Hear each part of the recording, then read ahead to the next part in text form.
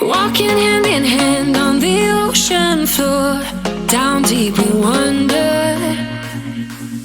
Louder we sing, no there is no cure in this together.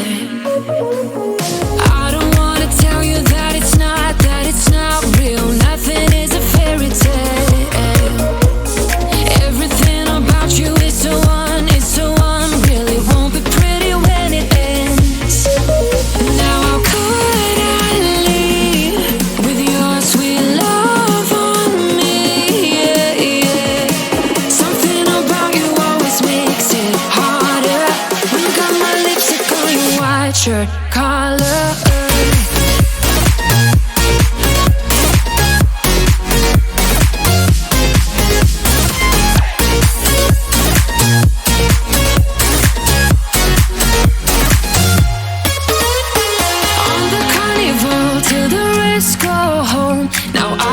See you. Hearts and letters carved into the shore. We'll never grow old. I don't wanna tell you that it's not real. Nothing is a fairy tale. But everything about you is so unreal. It won't be pretty when it ends. Now how could I leave with your sweet love on me? Yeah, yeah. Something about you always makes it harder. When you got my lipstick on your white shirt collar.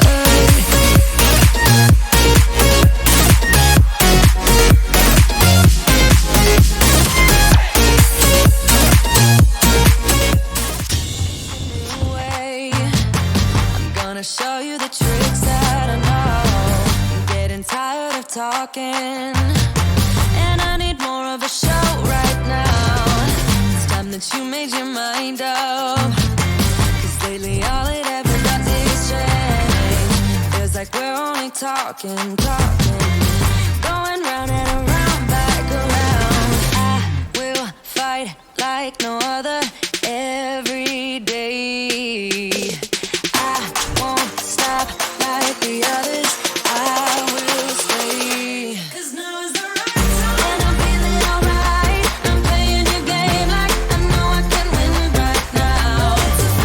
You got me on tonight, 'cause loving you is like I'm walking a tightrope so high. I won't be turning around, no, I won't be turning around. It's the right time, I'm feeling alright. I'm playing your game like I will win tonight.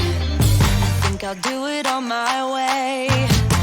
I'm gonna show you what I'm going through. Get you out of your comfort zone, 'cause I need more of the truth right now.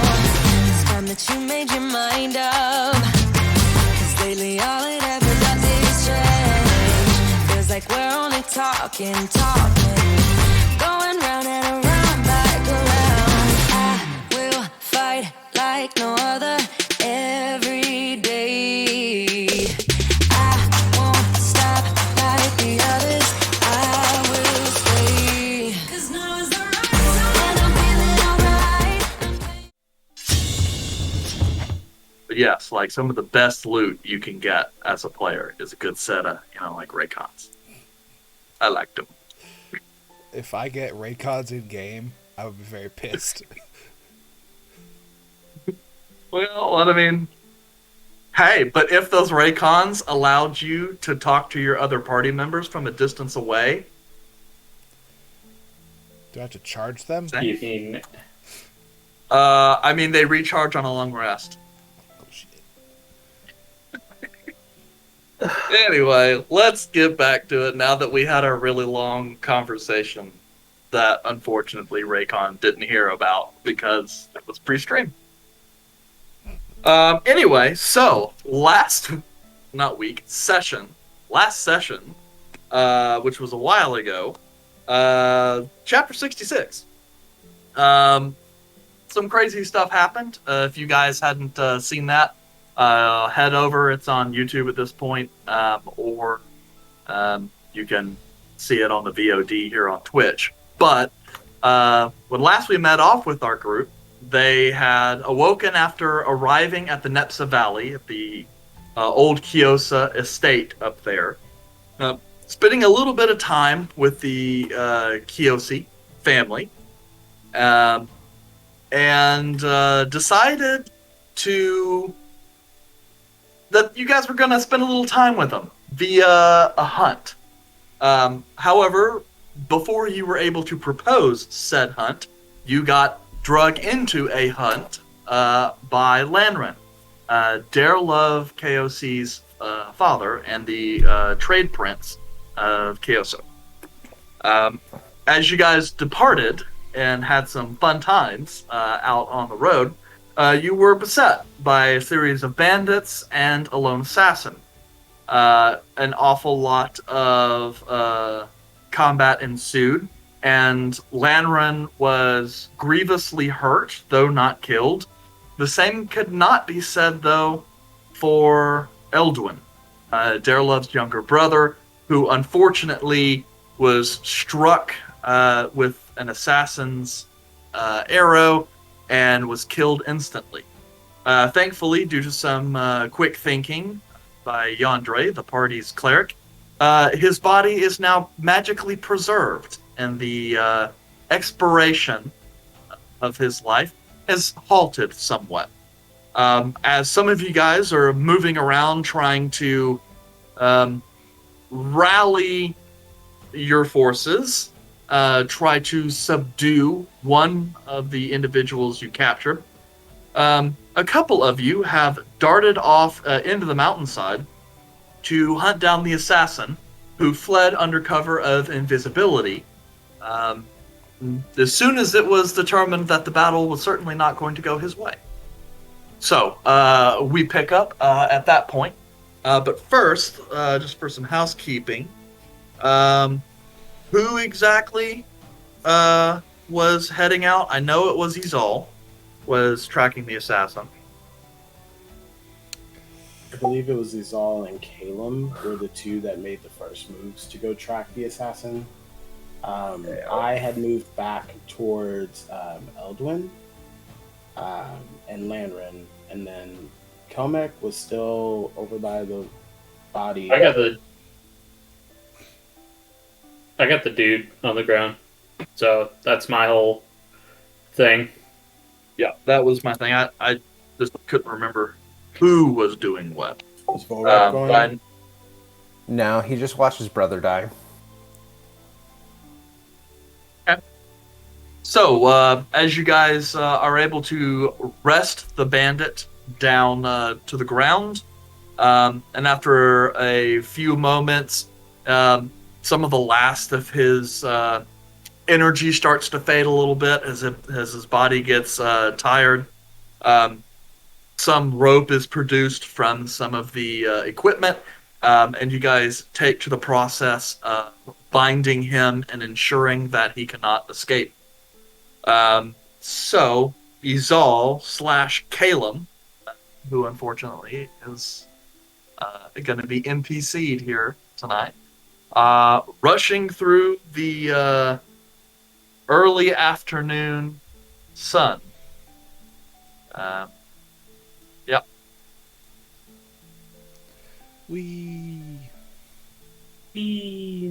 So, if I'm not mistaken, you guys had picked up a trail last session, and were quickly trying to catch up.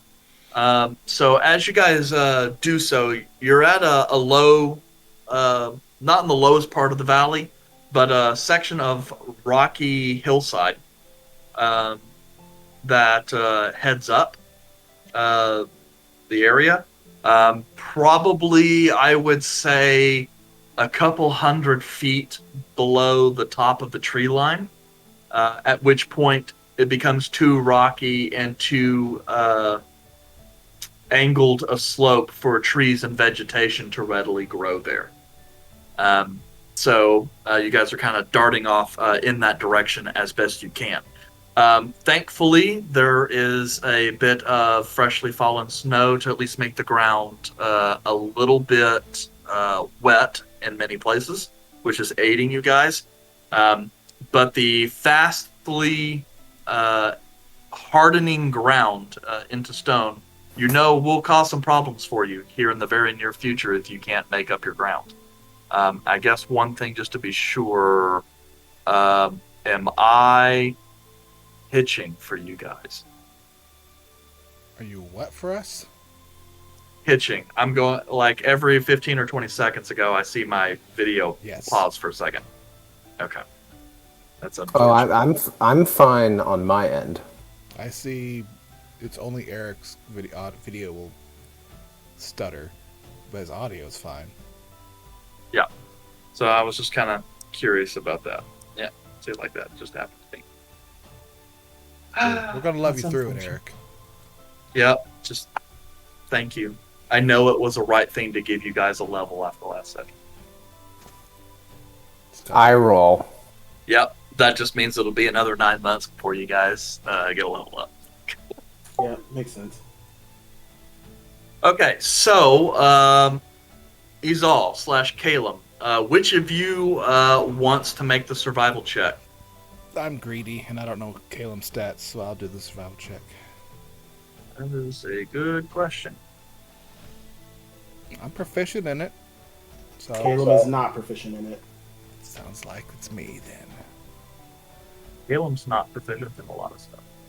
Caleb has a lot more proficiency than some of the people in the party. I'm proficient where it counts. It is true. Weapons. If this was an investigation check, he'd be all about it. But he book smart. Not real smart. 22. Well, hot dog. First roll Hot of the new diggity year is a 22, everyone. Oh, yeah. Oh, Hey, we got ears. It's time for cheer. I think that means we need to stop playing because it's perfect. It will ruin the year. Yeah, it'd probably ruin the year. Hmm. Okay. Alright, guys. Thanks for joining us for this stream. Y'all have a great night. Yeah, we're picking it up in 2024. Okay. So let's see here, and you guys were not really that far behind. Okay. So even as the ground starts to become much harder, and you're seeing less and less footprints, you guys do occasionally lose the trail and pick it back up as sections of blood dripping or a bloody hand touches, some kind of rock and renews the chase. As you guys reach the top of the tree line, and the trees start to grow much more scraggly and it becomes more bush, you guys are kind of reaching, I would probably say, between back and forth, maybe a half hour or so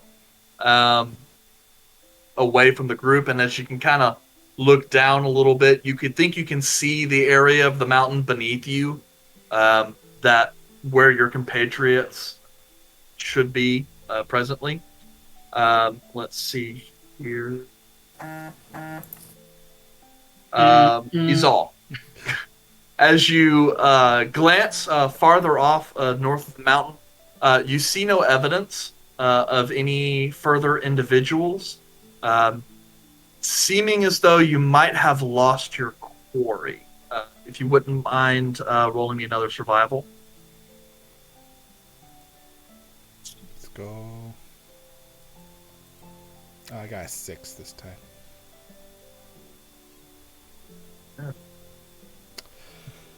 Did a lot more than just a hitch. Thanks, Aaron. You gave all your shit to me. I got a 6. Anyway. Yeah, I know. I see. I'm sorry. What do you Not really. mean? My video hitchiness. Oh, I Yeah, inherited take it it. from you. Yeah. I don't want Oh it. well. Anyway, so as you guys rapidly ascend, it looks as though you may have lost your quarry at this particular moment, as you see no evidence of blood immediately, and the footsteps have all but disappeared. What would you guys like to do?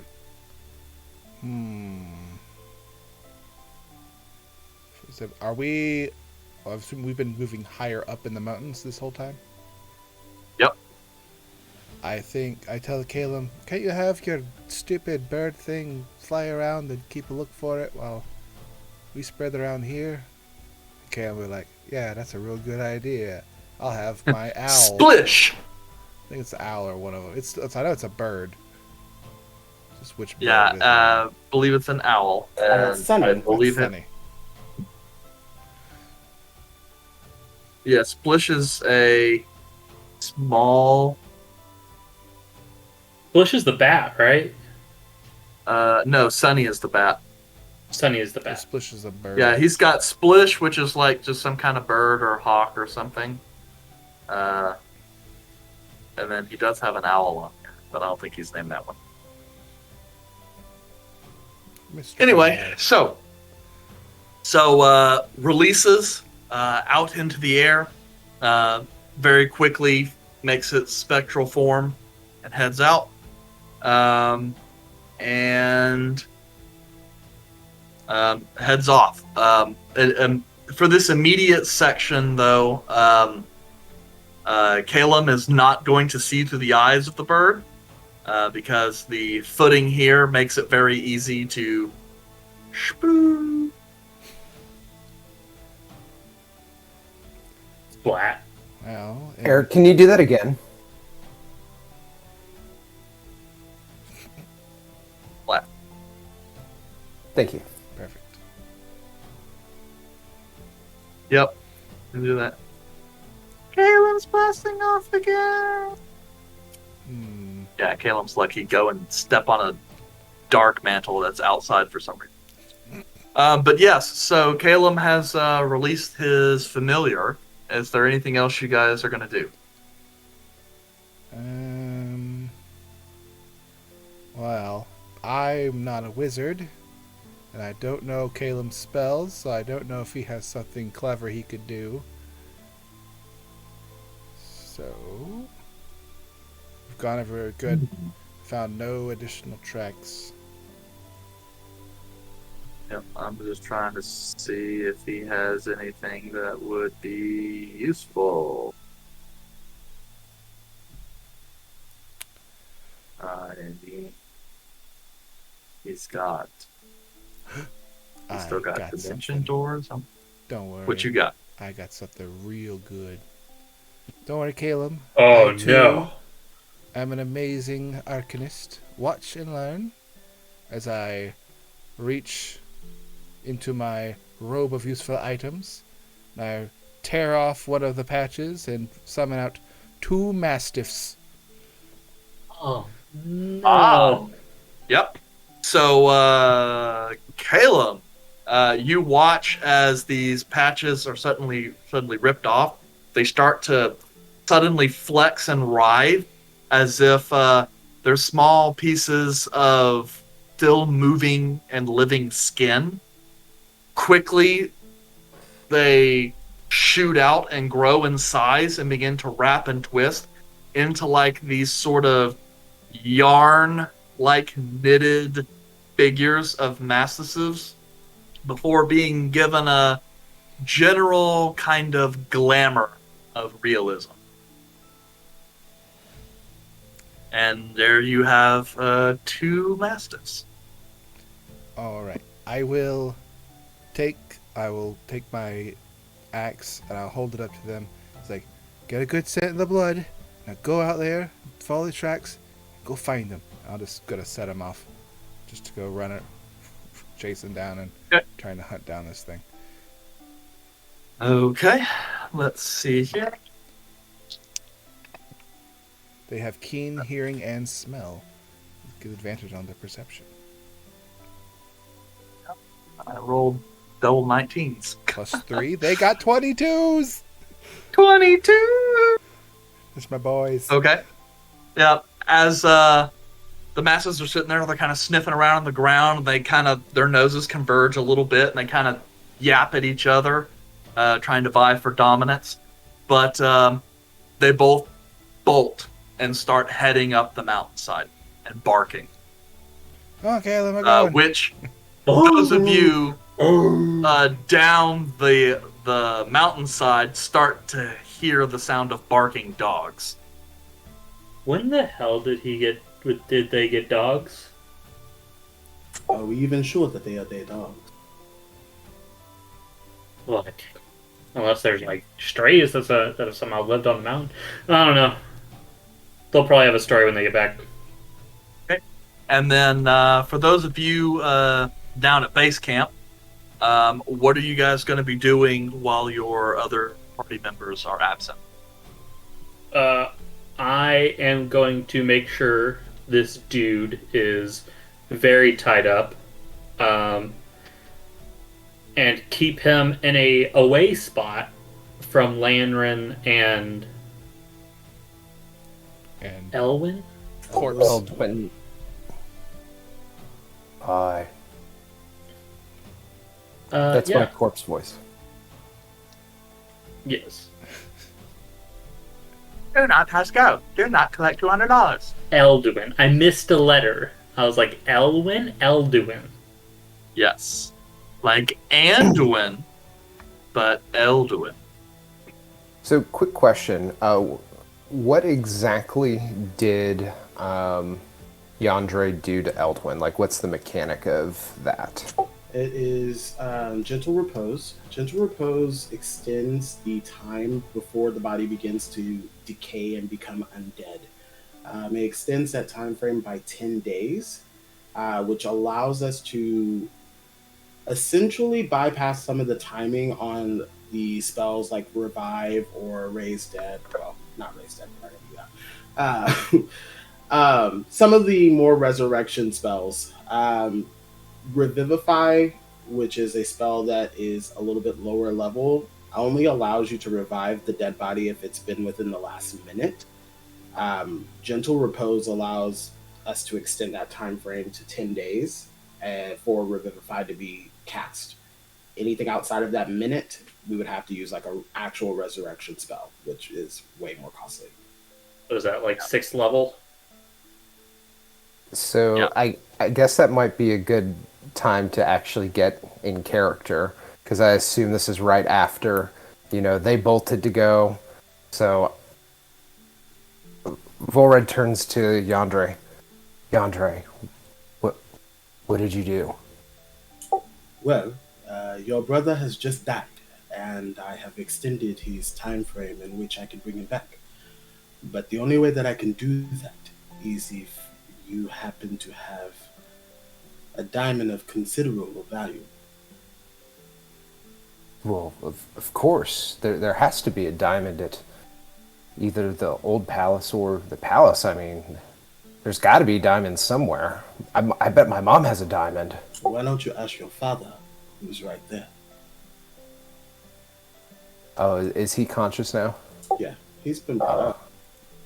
Oh, okay. Yeah, he went down, but he was Yandere pumped some healing into him. Father, come quick. Eldwin has died. He kind of turns around and moves over quickly. He's got this kind of robotic, just kind of react, go through the motions kind of vibe. You don't know if it's just shock or not. But as he kind of moves over, he kind of collapses a little bit, kind of landing hard on his knees as he kind of goes through and starts kind of patting and somewhat caressing your brother's body. I have halted his ascension, but I do need a diamond of considerable value to bring him back. I can do this, but do you happen to have one on your person? Lanran, for all intents and purposes, seems to not register anything you just said. Master Vulred, you will either need to get his attention or I will be forced to hit him. If anyone's hitting my father, it's me. Lanran. With that, your father's head kind of snaps up a little bit, is still in a little bit of shock, but as he kind of sees your face, you see him kind of snap out of it. Yes. Are you all right? Oh, of course. I'm fine. You had to be revived. Are you okay? It's like, he one deals with this from time to time, though. He kind of looks around, never in the comfort of my own home. And at this point, his eyes kind of move back over to Yandere. I'm sorry, you said something about A diamond. I need a diamond of considerable value. He kind of sits and goes, yes, of course. We keep a number of jewels at the palace. What manner of diamond do you require? It's not a pristine diamond, but at least a diamond of... What is the... Diamonds worth 300. I know, but I don't know if Yandere would have like that right off the top of his head, you know? Fair enough. If you let me see a diamond, I will be able to determine which one is necessary for the spell. Very well. You shall have your pick when we return. Kind of looking through. Did we at least get the bastard? Our friends have gone to track him down. Well, hopefully they'll be able to bring him back alive. Questions? As In the long as meantime, yeah, no, at this one, he's like, yep, in true Lantern fashion, talking over you, kind of goes to stand up, gestures from the gods. You two, bring the horse. We'll get my son up here, and we'll get back to the house post-haste. Some of you will have to walk, but oh well, we'll move ahead. He moves back and looks over kind of you, Yandere, the kind of king dominant personality kind of coming back through a little bit. I suppose time is of the essence, yes? Well, yes, I have delayed his ascension, but it's not permanent. Alright. Well, we shall take whatever time. The guards and I shall return to the palace, to return, or you can go find your friends. He kind of looks back over at Yandere. You, however, you have a job to do. Don't worry. I'll see that you and your compatriots are well compensated for your efforts. Compensation is not the issue here. If I leave, my job is to protect Master Vulred. Your son has been delayed for 10 days. You make it back to the castle. I will be there in time.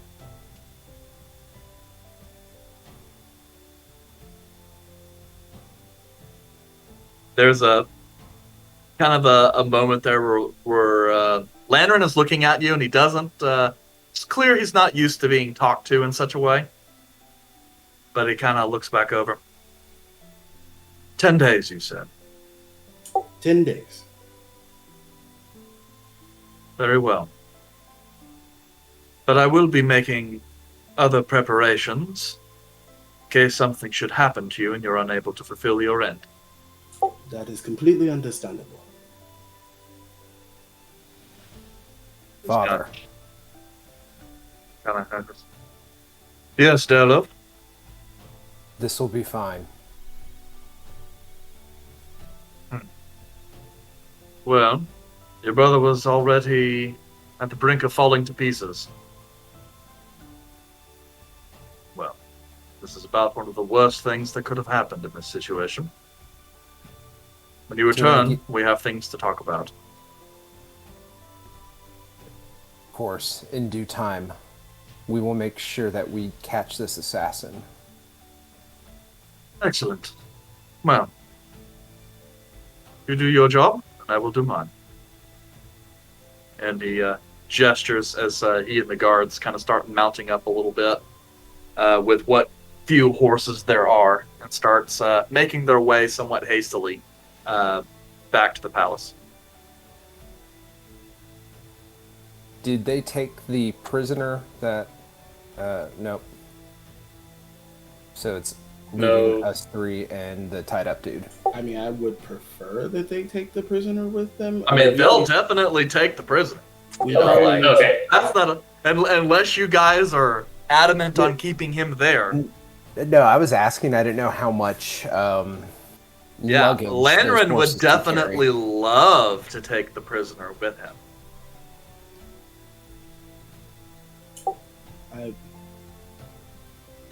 Your Highness, Kind of turns back. if you intend to take the prisoner with you, it would be wise to keep him alive to find out where this hideout is, in case we are unable to find the assassin. Lanrin kind of looks down. I have ruled this domain for over 200 years, Master Yondre. I am well versed in how to keep people alive just long enough to get what I need. Understandable.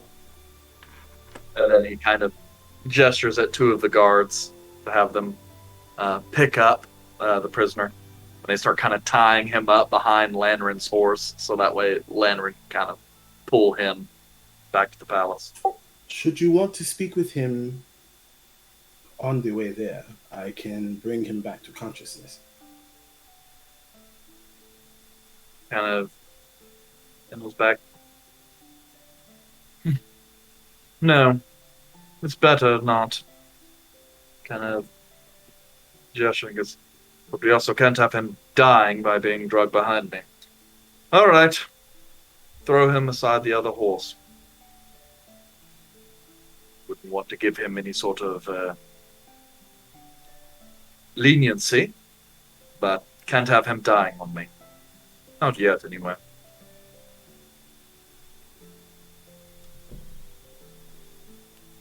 And then they depart, and those of you who remain, remain. Are we injured? No, I'm good.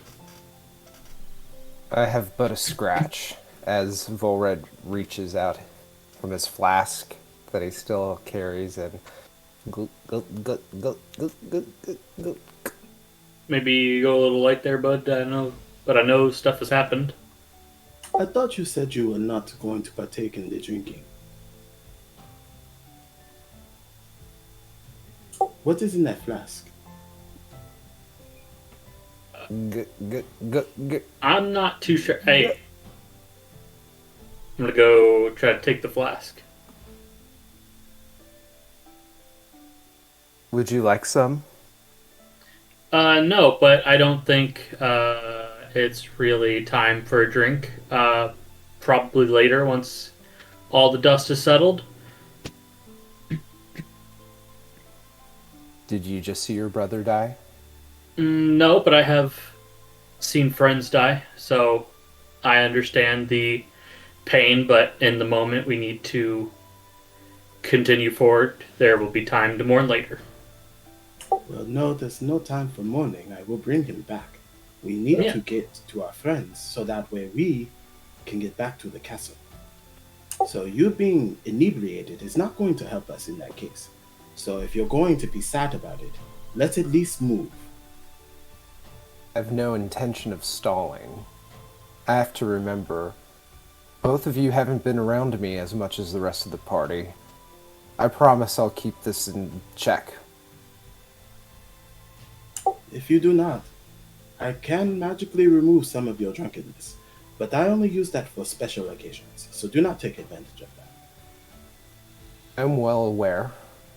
You killed you ruined a good time I was having when I met you. I haven't forgotten that. Spring Andre does that. Unfortunately, we need to go find our friends.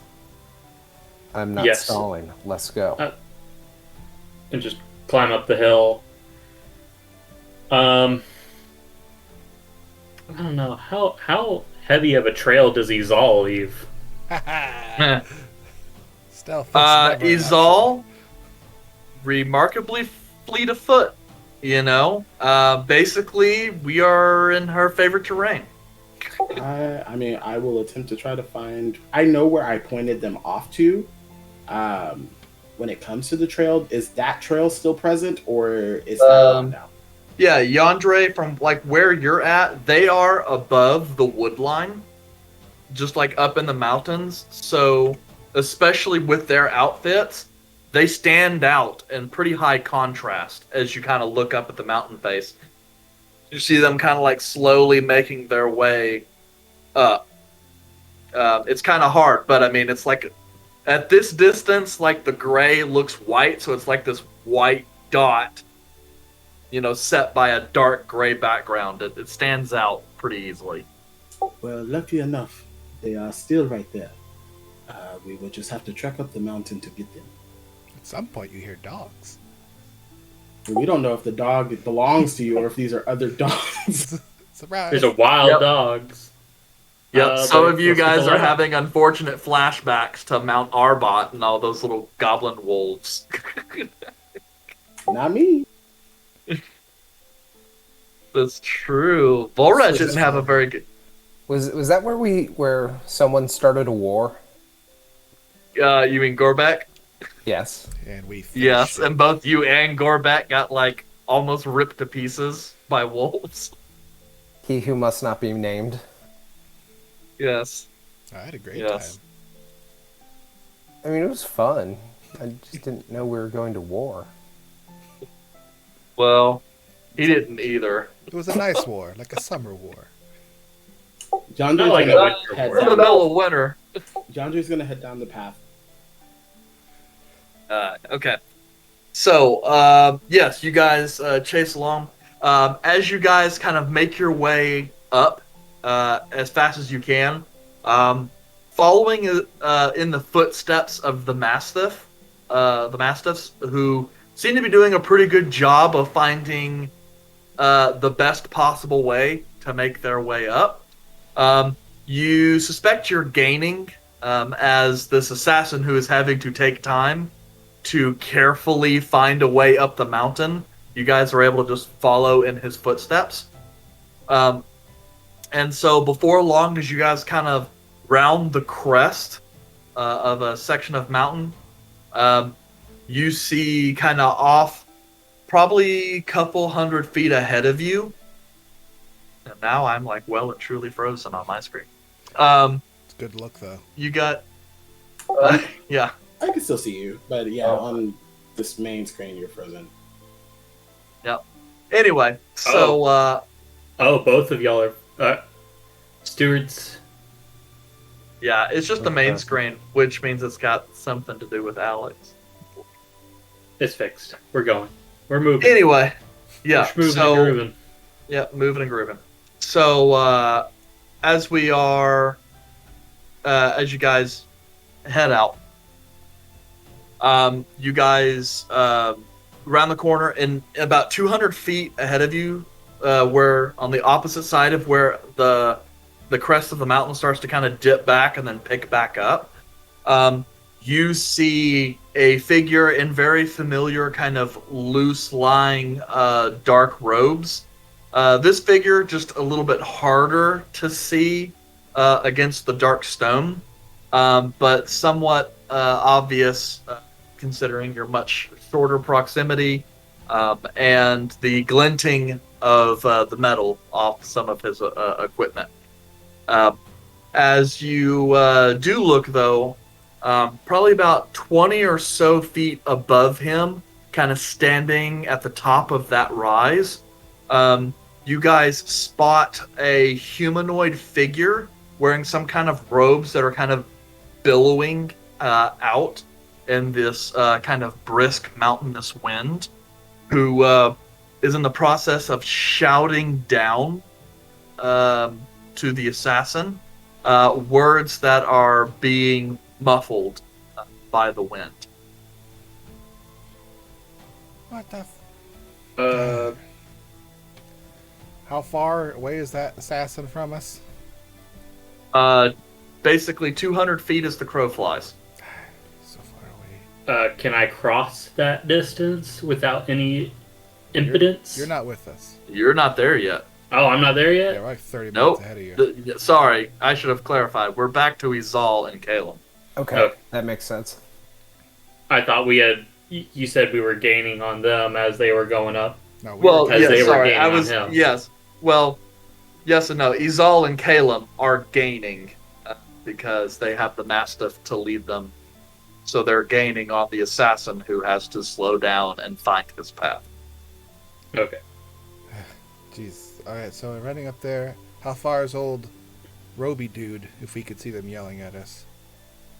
From your distance, he's only about 20 feet above, so still, 200 feet ish.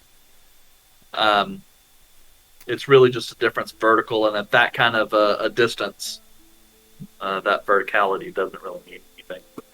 So we're trying to rush up this hill. Calum would probably do what he does best and dimension door both of us right next to the dude in the robes.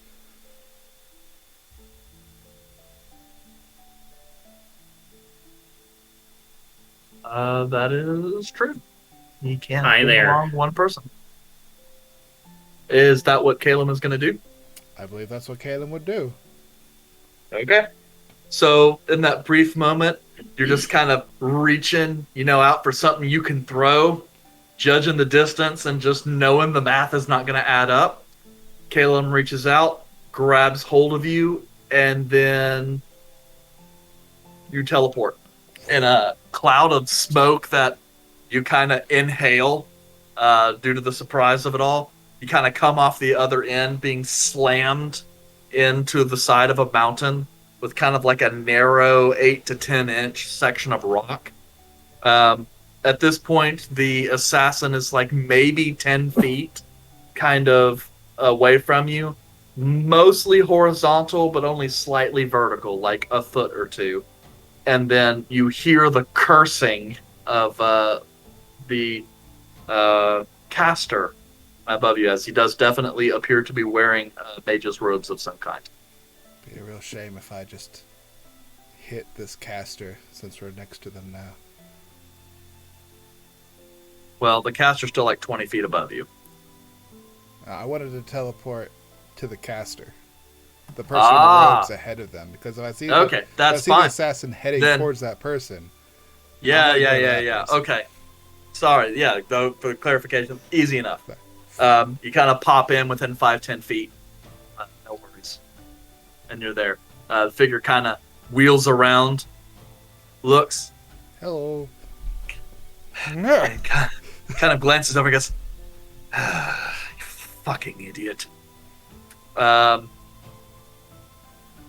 mean, that is Caleb's action, but I guess you still have an action, he's all. Surprised though you might be. He's teleported me before. And I think I would love to hit this guy. If I use my reaction to hit him. Since I was... Well, I mean, you still have an action. Action, not reaction. I'm gonna hit him. So. Okay.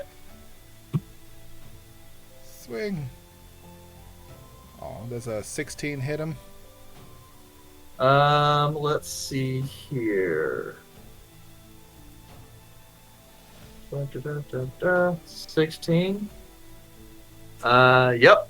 He goes to, 16. He kind of goes to reflexively throw up like a mage armor, but that doesn't really matter or work, really.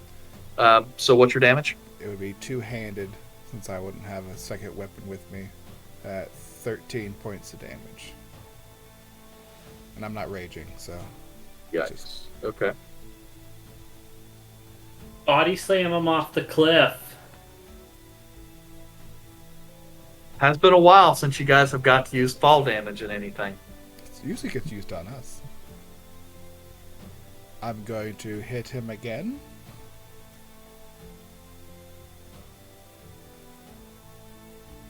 Question mark. Oh, I missed. Okay. Oh, poo. Would definitely have been a hit had this mage not kind of lost his footing a little bit from the recoil of the attack. He ducked. Kind of, not by his choice, but yes. Okay. Anything else? It's 2 attacks, and seeing that he is standing, I'm like, shit. And I will bonus action rage. Just get some pumping. Like, my reaction was first just to hit him. So, like, crap, I should have done this in the reverse order. I should have grappled him. I've had plenty of people just escape me. Grappling isn't going to do anything. If you grapple a mage and they cast a teleport spell, do you teleport with them? No. No. I mean, Dumb. not in the rules as written. You could definitely flavor that as a DM if you wanted to. You know, to just say it's like, hey, if a person can bring someone with them, then if they're physically touching. But that was definitely more a thing in 3.5, and then people got all pissed because they don't like their characters being teleported without their permission. So that's why in 5th edition, a lot of this stuff is willing character. Anyway, Mage guy is going to try and cast a spell. As is tradition. As is tradition. Kaelum's here, right? How many spell Yes. slots Yep. does Kaelum have? For like 30. Here, I'll tell you. See, he used his Dimension Door, which means he has 3 third levels, 2 second levels, and 4 first levels. Sounds So like he a actually counterspell to me. most. Yep. So you're gonna counterspell at 3rd. Yeah. Okay. 4th level or lower is automatic. 3rd level or lower.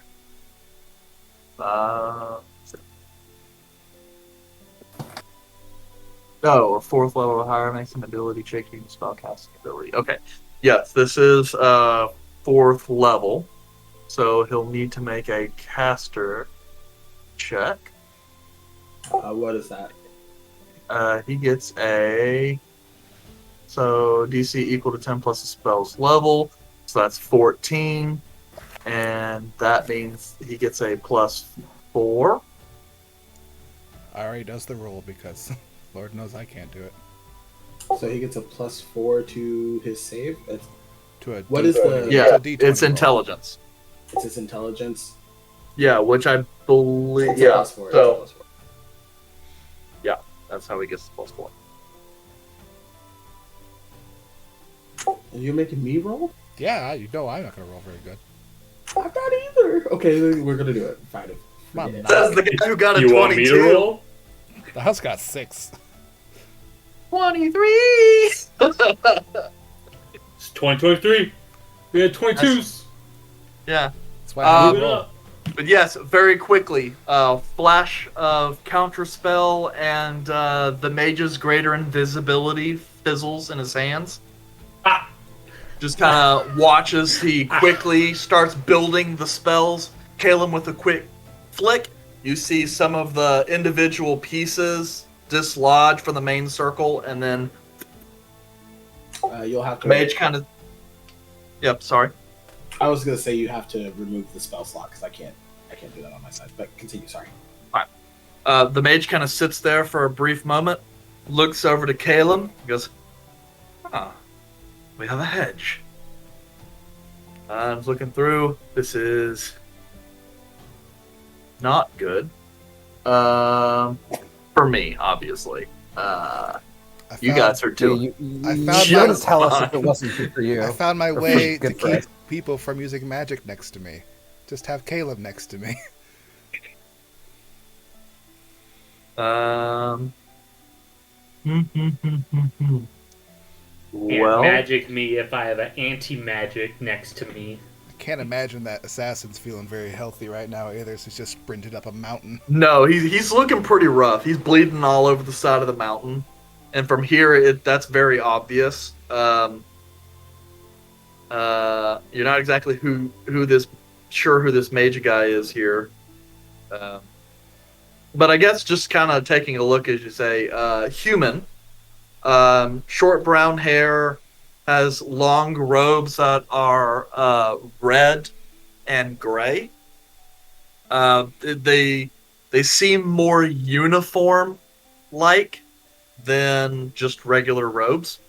So take that as you will. This is not good. This is really not good. He is going to use his movement to attempt to put some distance between you two. That's a real shame. Yeah. Poor lad. When the DM's baddies, like, all their plans get foiled, and it's just like, well, Because I have a reaction. shit. So I'm going to use my reaction to hit him. Does a 26 hit? Well, I was hoping to at least be able to use shield, but that's a no. So yeah, how much damage am I taking? With my rage damage now, it goes up to 13 damage. Because this would have been two-handed, not one-handed still. Okay. He's starting to look pretty rough. But he gets away. He gets That's true now. distance. He gets distance, but that is his action and his movement. So that's really all he can do. So let's see. Group B. Would one of you mind rolling me a survival? Another person roll a perception. I got survival. Kelmac, what's your perception? It's just +3. Same. Fuck. I should have gave somebody else the survival. Do you want to roll or should I? I'll roll it, just so we can see how my day is gonna go, because I have yet to roll. It's one of those, one of those days! So we're gonna die, and we're not gonna see. You rolled higher than Yandere did. Yeah. Well, no, your die result was higher than Yandere's. There you go. But I mean, Yandere has a +10 to survival, so he's still got a double-digit roll even with the natural 1. So, like, you know, hey, yeah, Kelmac's looking around. He's going, I have a lot more experience inside of mountains than I do on top of them. And Yandere's looking around. Though you are able, with your survival, to at least notice some disgruntled dirt and a little bit of blood spattering. So at least you know you're going the right direction. Is the dirt, like, going through a divorce? Because you called it disgruntled dirt. It's upset with this current situation.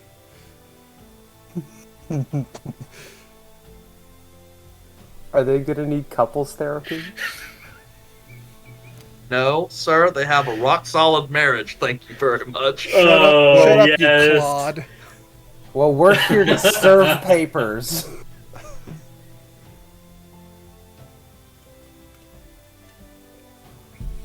Anyway, Oh my god, can you please move on? yep. Because the dirt sure Save isn't. us all. So, Exal / Kaelum. I guess at this point, you guys can just go ahead and go, because we'll just assume he sees the initiative. Yay. Just easier that way. I'm going to move closer to the wizard that tried to gently jog away from me. It's not a gentle so much as it's a Stammering away. "Stand back, you foul creature!" I grip my battle axe in one hand and I pull out the Krieg cleaver out of the other one. It's like, reminiscent of On the Side of a Mountain. And I'm going to furiously and recklessly attack this wizard now. Just have a grand old time. Does a 24 hit? Yeah. Excellent. It's fun beating up. Eric, that's Spellcasters every the once in a same. That's the same. Yeah, we give you when you're like, does a 27 hit? I'll point out, I've had enough Yeah. people cast spells and just get away from me that I've had enough of it. Yeah, So. I mean, and I have your character rosters here. I know what your AC is. He just wants to tell you. 18 Yeah. points of damage. 18. How would you like to kill this caster? Well, I'm assuming he'll be making some death saves as I sever his spine from his hip, where above the lower back, as I crack it there, and I turn as he clumps down on the ground, right to where the assassin's supposed to be.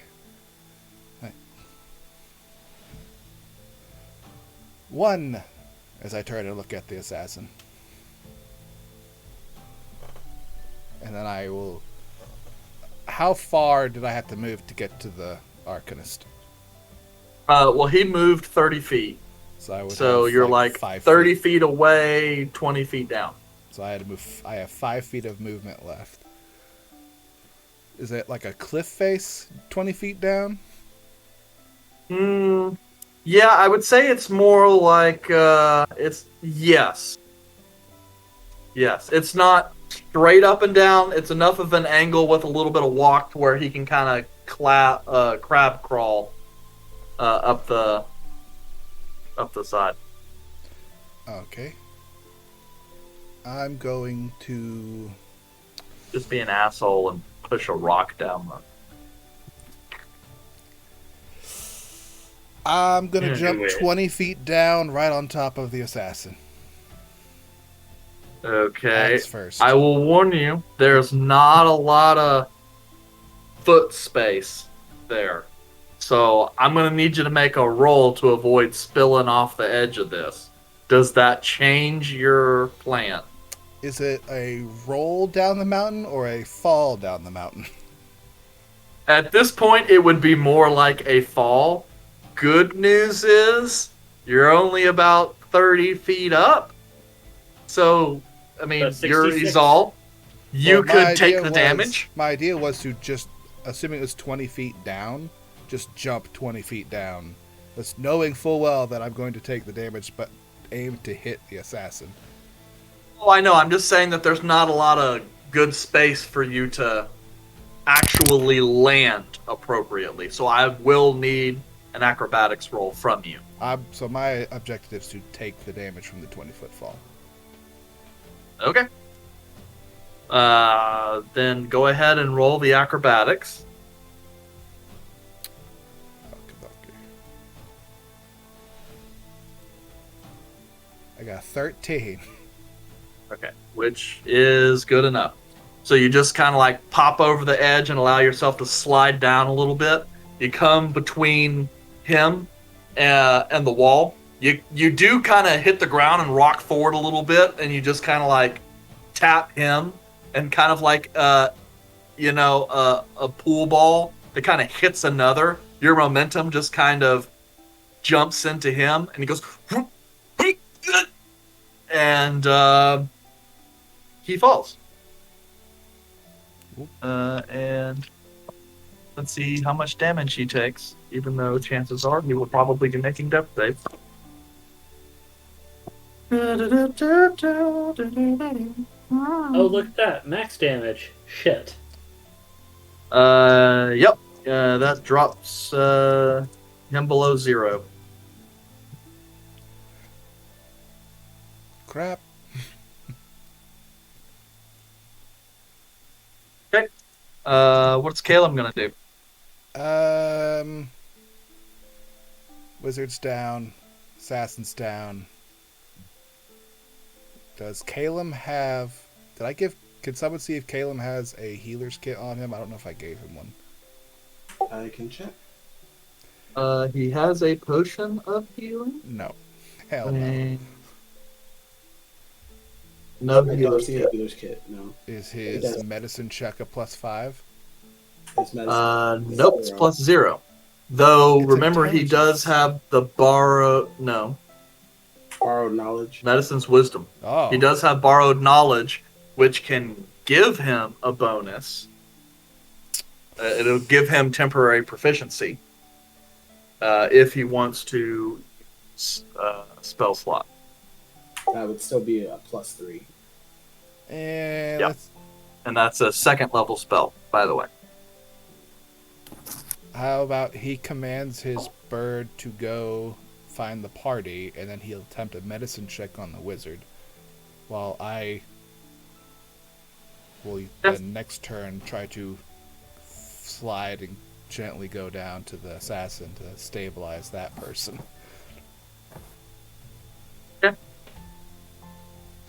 Easy enough. Sean, you want to try a medicine check with a +0? Sure, why not?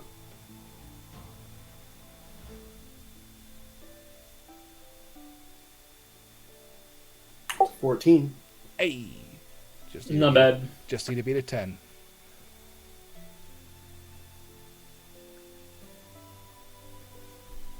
But you have thoroughly crippled a man.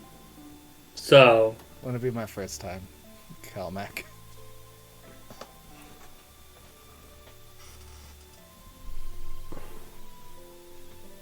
Was there any screams of desperation from the people that I horribly maimed? Not so much from the mage. He crumpled pretty quick. It was more about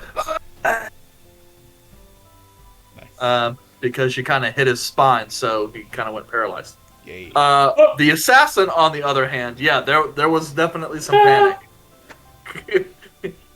Yep, there was definitely some panic and swearing. Ooh, was that mage playing in the NFL? No, Yeah, that was rough. That was rough. Too soon. more like Yeah, I take that WNBA. back. No. That was bad. I Go. take that Just back. ignore it, Eric. Keep moving. Yeah. Okay. Yeah, I'll tell you later. That's it for us, Eric. Cool. So let's see here. So all of that's good. So I guess I don't have to make saves there. Poopy heads. Okay. I'm the best arcanist yeah. in the party and the best healer. It's already been established. I've healed Yep. no one. John's like, fuck this. I'm done with this character. I'm going back to playing a wizard. I'm a field medic at best. what do you want? You should have known better than to bring up sports, current events. Through it. I'm like, oh, well, you know about. Sorry, Okay. that's just who I am.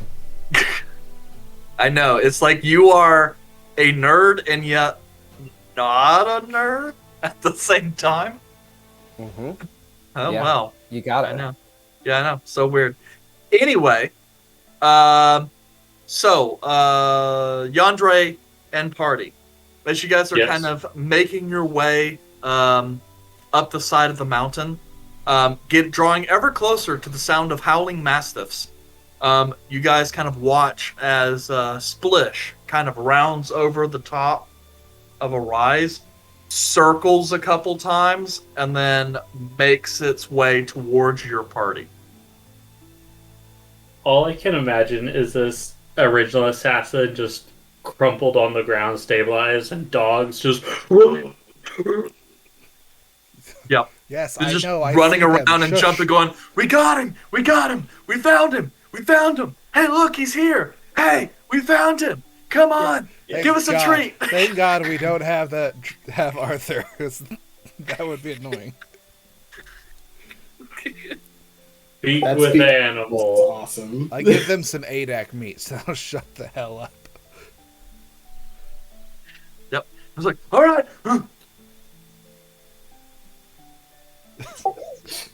First, not really sure what it is. Yandere will look up and see the bird flying at him. Is this? Is that native to this area where birds just charge at people? I think this is Kelmac's first time seeing Splish too. It's a magpie. It's come to attack you. Yeah, I suppose that's true. I recognize it. This is a weird bird. So Yeah, I'll basically just all jump you in. guys can kind of see is like it starts with like a circular pattern and then starts making more of like an elliptical pattern, uh, with the other half of the elliptical like ahead of you. Hmm. But you said you tell us that it's Caleb's bird. Yeah, so I'm gonna just say, if we follow that bird, it will take us to Kaelum. That is Splish. But why is his name Splish? I don't know. He has another animal named Windy, but Windy is not a bird. What exactly is Windy? Honestly, I forgot. octopus. An octopus. Oh, I thought it was an octopus, but I was like, no, it isn't. Windy is the octopus. Where does he keep an octopus on him? He summons them. Oh, okay. So, you mean to tell me that the bird that is flying in the sky right now, that bird's name is Splish, and the octopus, the animal that swims in the ocean, is windy, as in like the wind is blowing through the leaves to the tree. I think that's the play on the names. Is the birds in the sky? It's named after the sound water makes, and then the octopus is in the water and is named after wind. But that's completely night and day versus the actual make sense of it. Why would you? You know what? We're going to follow. Good. Let's follow the bird. We're going to follow. Them. What you can ask Caleb later. There are stranger naming conventions in the Feywild. We were named Sweet Nut Milk. What do you expect? You don't sell the nut milk. See, this is Oh, no. incredibly. We're following the bird. Yes. Yes, Yandere, the prime material is weird. So, yeah, you guys managed to stabilize, and Exal and Kaelum, you guys probably have at least a few minutes. Oh, you know, his connection was doing pretty good for a while. If I do this. I didn't even insult him. Listen. It's happening. Good You're lord. good. Anyway, you probably have a few minutes or so before My whole world. your collapses party. again. I have the Mastiffs watch them. I'll help Kaelum bring down the unconscious arcanist. Careful, he's gonna bleed everywhere. Good thing we didn't wear our fancy clothes. We kind of put them next to each other. So, Kaelum, didn't think we'd find another person up here. Yeah, that sucked. No, it's pretty handy having you around whenever it's 2 against 2. I'm just happy I still had a 5th level spell slot.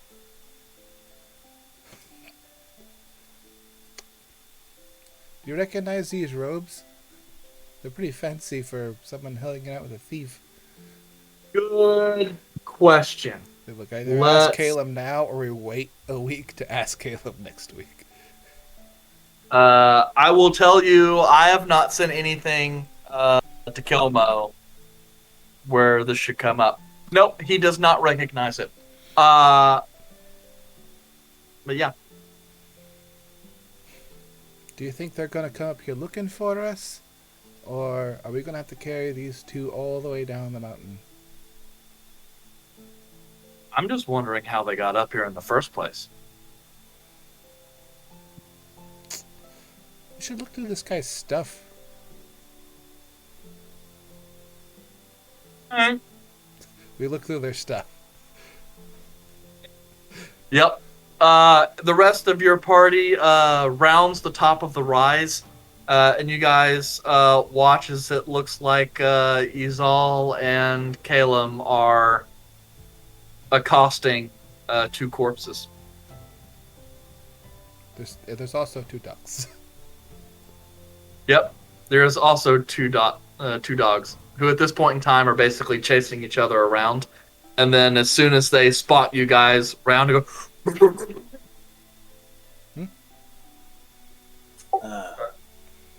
I think we're going to need more diamonds. Oh, my bloody hand. Hi. Just as we walk up, are they deceased? No. I'm sure Yandere could smell if they were. Well, they were on the brink of death, but not dead yet. But we need to keep this one alive.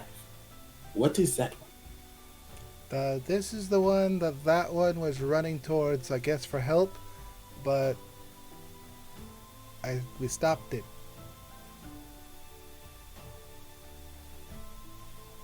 Less lucky. More bodies. Let the bodies hit the floor. Let the bodies We hit did. the floor. That's how we got this one. 2 of them did.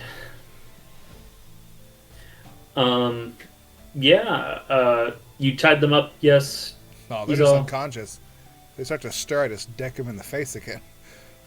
Oh, well. I'll hog tie them both. And I'm gonna pat down the original assassin that was running and make sure there's no knives hidden anywhere. There are a number of knives. You also find, looks like 3 vials of different viscous liquids. I'll take those. There you go. Excellent. Blah, blah, blah. Dagger, butter knife, steak knife, assassin knife. Just how many? That was for the mess. Upside down and just. Yep.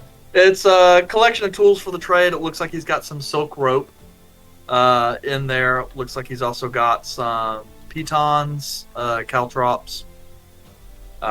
Fancy. Yeah, he's got some equipment, so that way he is prepared for a variety of circumstances. The silk rope is fancy.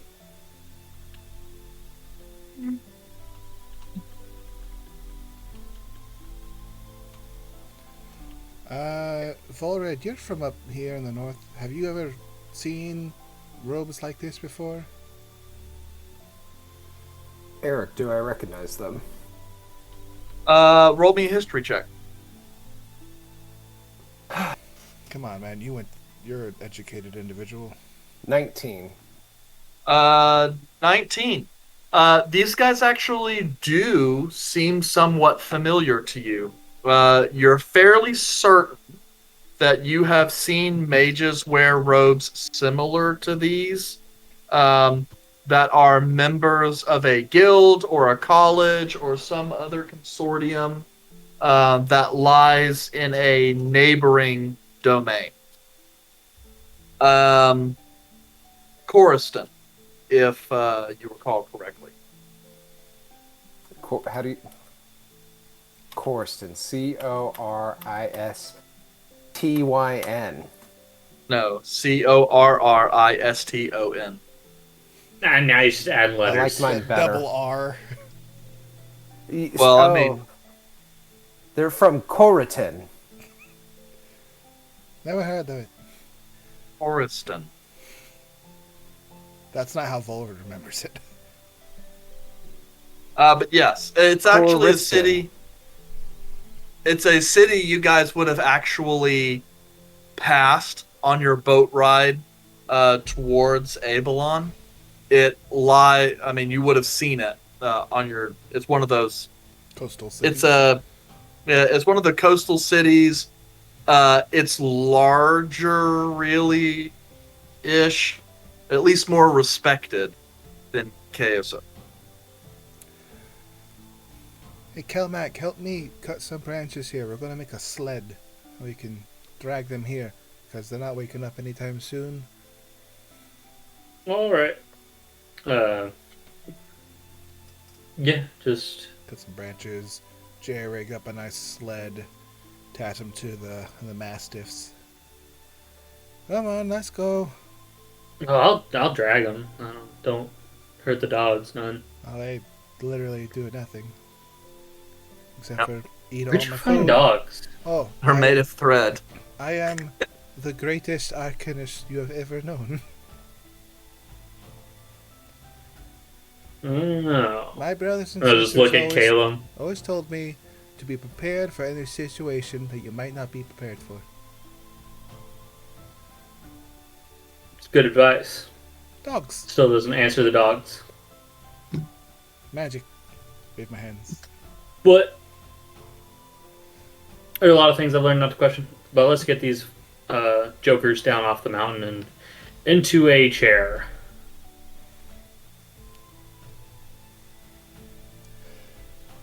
Let's get An going. electric chair. You're gonna waste some money on electricity?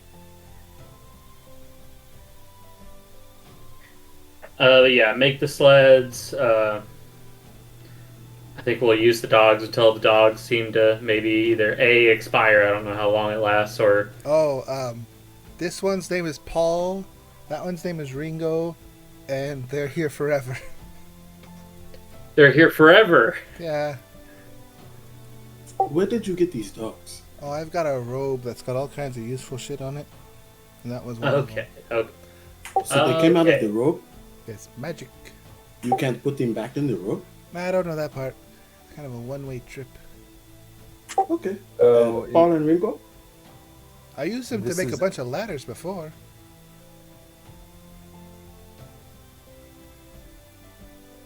Is that where I found you in the hole? Vulreds saw me make a bunch of ladders before by pulling them from the robe. He You was might- probably drunk. And we were distracted by the rednecks. It's perfectly okay. I have no clue what you're talking about. Well, now that you have your dogs and we've captured the people, I do need to get back to the castle. I have Yes. a brother and a son to resurrect. Alright, let's go. Yandere, in a very serious manner, like opposed to Yandere's normal form, he like starts heading back to down the mountain. Also, just for point, the spellcaster didn't really have much on him. He did. He has a scroll of some kind. Judging by the number of pages, you gather that it's a reasonably high-level spell. Then he also has his spell book, which I imagine both of which are items that Caleb will greedily grab. He would if I didn't take them and will make barter with him again later for another spell book I got him. Fair enough. I will send. Actually, you can't read any of No, this, so I put in my notes that I have a scroll of some kind in the spell book. okay. Kaelum would have definitely tried to From- get it from the guy, but I would have taken it first. Like, no, let's handle this, and then we'll work something out here. Maybe label it from Mage Assassin so that you know I know where how it to came refer from. back to it. It's right after Okay. my 3 vials of viscous liquid that I got from you, which we want to test this out later. I'm pretty resistant to it. I don't know. Never know what it could be. I mean, I poisoned myself on purpose last time. I mean, if you want me to test it, I can see if there's poison.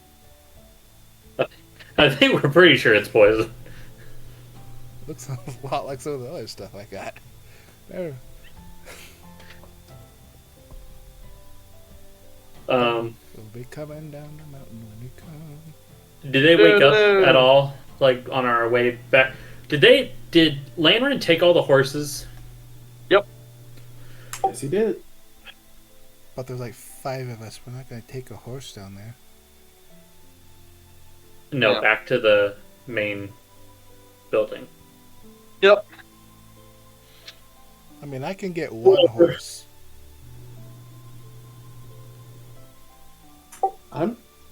Yandere's already moving. Yeah. We got to catch up to Andre. Oh, we're having this conversation. Yandere has his part of the deal that he has to complete when he is heading Yes. back. I'm going to stop and get that deer because that's a waste if we just leave it. And I'll carry it. So who's Oh. carrying the bodies? My master. The dogs. Oh. Just kind of like hook some rope to their collar to the sled thing so they just drag them. Yeah. I mean, they're have a decent strength, slightly above average. So, I mean, Enough to drag the average human. Like a sled. One's a wizard. I'm assuming they're not giant people. Yeah. Slight build. yeah. You have that Kaelum strength, Gotta drag the wizard. free down the mountain. magical intervention. So, yes, it takes you guys quite a little bit longer to get back to the palace. At this point, it's late afternoon before you guys can make it all the way back. And the castle, as you might expect, is a bizarre mix of chaotic and somber. As the servants appear to be flitting around, handling any number of chaos, while much of the upper floors are quiet. As you guys kind of enter in, the guards kind of see the extra individuals you've brought and start helping you with the process of offloading them and bringing them down into the dungeons, or the dungeon. As you guys are kind of brought in, one of the guards kind of looks over to Yandere. I suppose you're Master Yandere. I am. And you are to take me to Edwin? Yes. His Majesty said that you were to report as soon as you returned. Yes, I will head that way. Please show the way. And, Do you know the way? kinda- Do you know Due? You know the way. Do you know Due? What is the queen? You know the way, my brother. Oh, I can see. Anyway, I can see his knuckles and the floppy nose. Do you know the way, my brother? you guys are ushered into one of the lounge rooms, a smaller version of the one that you guys had originally met him and the family at when you guys arrived. The doors are held closed and tight, and then are opened only long enough for Yandere and whoever else is traveling there to enter, and then the doors close quickly behind. I went. Okay. As you guys kind of enter, Lanrin appears disheveled, much as you had left him before. Vulred's mother, Verona, on the other hand, appears completely consumed by grief. And as she's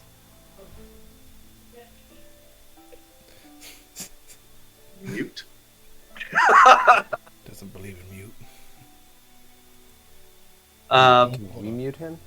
I did. That's why I was just like, right click, mute. Anyway, so yes, as you kind of come in, Vulred, your mother completely shambles. Any, her happy-go-lucky facade, completely gone. She's a wreck. Lanrin, as you guys kind of enter, kind of moves over, gestures to a side table. I've procured all the diamonds we have in the palace. Use whichever one require. Money is no issue. Master Vulreds, I think you should talk to your mother, and I will handle your brother. Agree. So I'll go approach my mother as Yandere does his thing. Okay. So, yep. Yandere, you see a collection of diamonds, quite a number of smaller ones, as well as a couple that do appear to be pretty good sizes. Roll me an intelligence check. Why? It should be just like a feeling. I'm just gonna grab every diamond, just hold them all in my hand, and just. We're just gonna assume at this point, Yandere looks at him and goes, "Oh, I don't know how valuable diamonds are in the blood material." Which is why I was just going to hold all of them and then cast the spell. This is a quick solution and an easy way to deal with that. Okay. All right, fair enough. So you kind of get you're kind of sitting there staring at the diamonds a good long while. Then you just kind of move them and go and set them on his chest. Lantern kind of looks at you like really confused, Look, but decides not to say anything about it. It's a new spell. I promise it's over. And then I place my hand on Elduin's chest, I'm assuming, or forehead, and cast Revivify. Okay. Please, for all your party members and individuals present, explain how Yandere's Revivify works. So, you'll see, well, this would be for Vulred, really, only because he's the only one that came into the room, right? Okay, so Yandere will walk up. I'm assuming he's laying on the bed. He's kind of laying on a table. Okay. Yandere will walk up to the head of the table, or the side in which Elduin's head is present, after laying the diamonds down on his chest and around the body. I'm assuming there's probably more than it would cause it to spill over. In that moment of placing his hand on his head, Yandere will tilt his head down, and you will begin to see what looks like black spectral wisp start to float around Yandere's head, and down his chest, through his arm, and onto the head. The smoke or wisp will filter through Yandere's fingertips, up through the nose and the mouth, and through the ears. From there, after a brief moment, you will see Elduin's eyes open.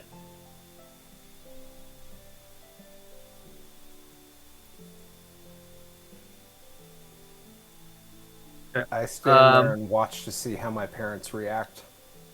One quick thing, Yandere, as you kind of reach out and pull that energy out from your deity and kind of release it, you kind of get the smell of raw earth, and in the distance, in a sound that, as far as you can tell, no one else in the room hears, the sound of hunting dogs, similar to the Mastiff. That's fun. But yes, as Elduin's eyes kind of flick open, and there's a little bit of life and a bit of groaning. You get the sense coming back from the dead, as you know, Vulred, not a very pleasant experience in and of itself. Your mother takes a brief moment to breathe for the first second after just inconsolable cascades of sobs, and just kind of falls onto Elduin all over again. And as far as you can tell, just kind of starts praying, but it's unintelligible at this point. Your father kind of quickly rounds from the head of the table to the opposite side of where you and your mother are at, and kind of gestures himself, kind of lording over your brother a little bit, and kind of grabbing hold of his head, kind of shaking it around and kind of giving him a look. Intent, as if to verify with his own eyes that this succeeded. As your brother kind of comes through in raspy voice,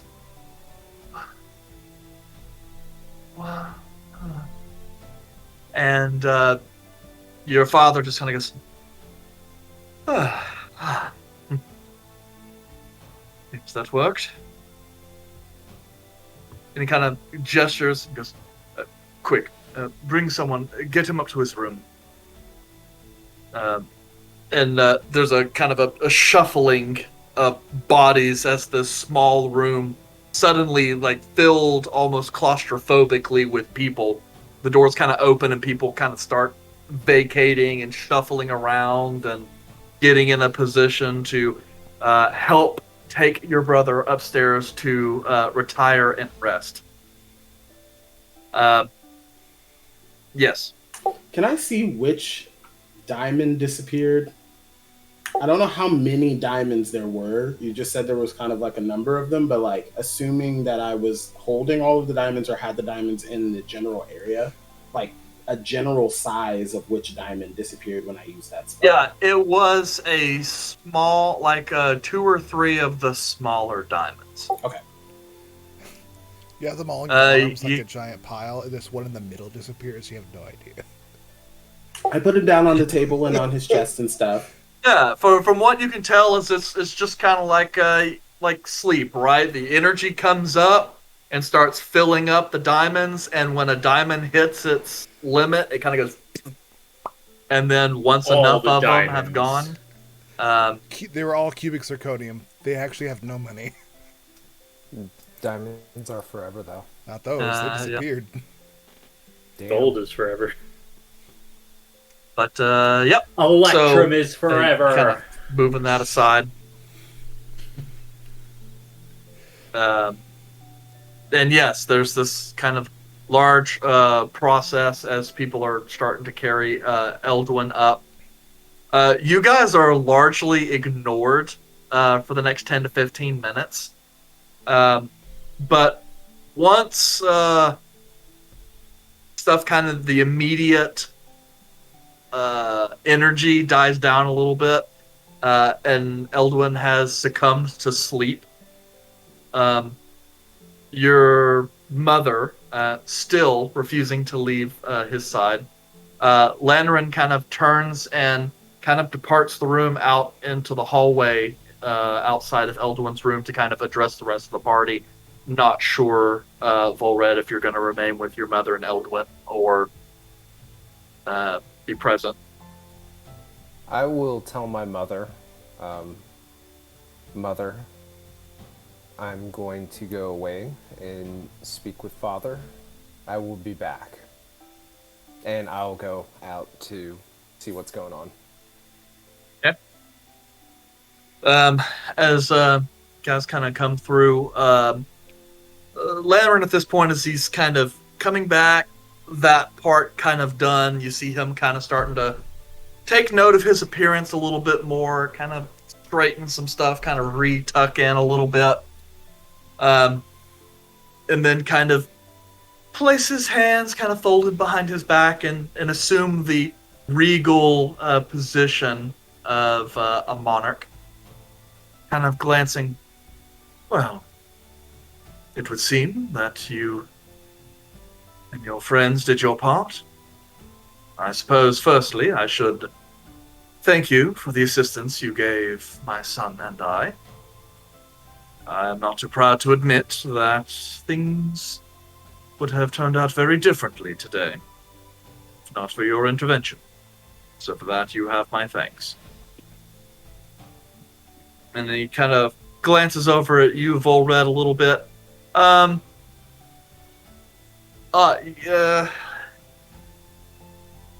Yeah, you got a real good passive insight. Yandere will probably get a sense of this as well. Vulred, knowing your father as you do, there's kind of that brief moment where it looks like there's almost kind of an act of contrition.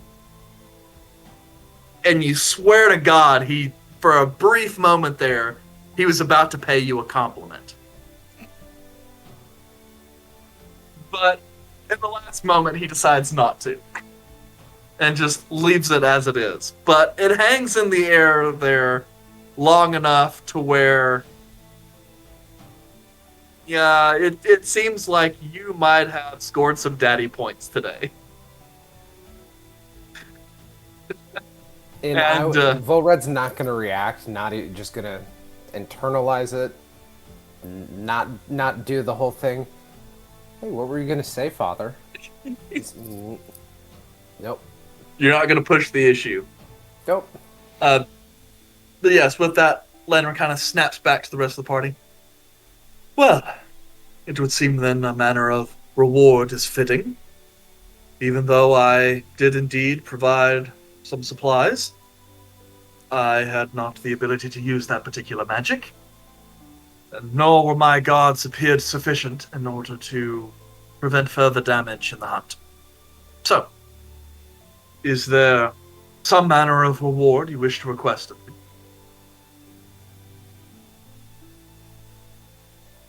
I just turn and look at the group and kind of give sort of a,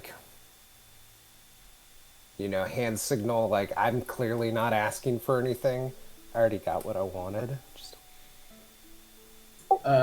You'll see Yandere walk up to Vulred, like very passively, and just kind of whisper in Vulred's ear.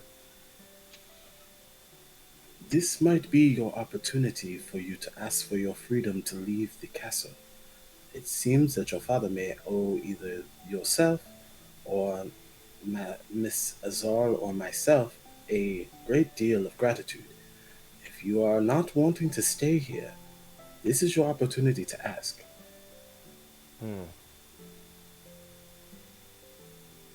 Yes, Also, Father. You kind of... I was like, also, some better equipment for the team would be good. As you can see, Master Kelmek does not have a lot of protection, and I personally would like to have better protection. So I don't know if there is something you can do or pull in this opportunity, but let's be more opportunistic than not. Thank you. And then Yandere Go back over there wearing mithril full plate. With a magic great sword. Just like, arms together. So you kind of look. And this isn't even. This is obvious not only to you, Volred, but to everyone else standing there. Because even though it was a whisper, you guys were all standing in each other's immediate vicinity. And Lantern, who is an elf, he just gets this look where he's staring at you, and you can kind of see like the wheels rolling. Like he's not gonna say anything. And maybe right now he's kind of curious how it is this guy could pull magic like that.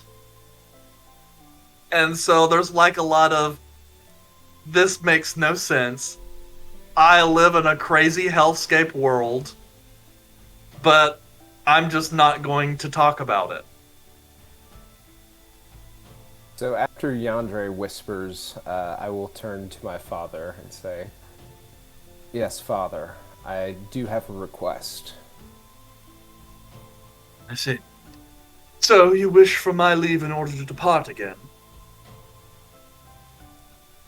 That is correct. I believe those who attacked us today have something to do with me, to be honest. And if not me, it has something to do with the family. I am still searching for answers. This is just a piece of the puzzle, what occurred today. And when we do depart, I would like to have our armor upgraded for my party. As you can see, we are skilled combatants, and we are worthy of trying to fix whatever this issue is with people coming for our family.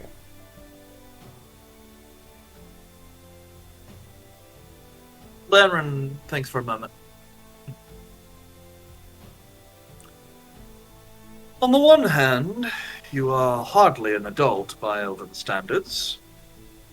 On the other, you have nonetheless proved yourself capable of defending yourself. So I suppose you are old enough to make your own choices. After all, I am still the trade prince of Kyosa, so it's not as if you'll be leaving the city in some dire strait, as I am still the sovereign. As for your compatriots,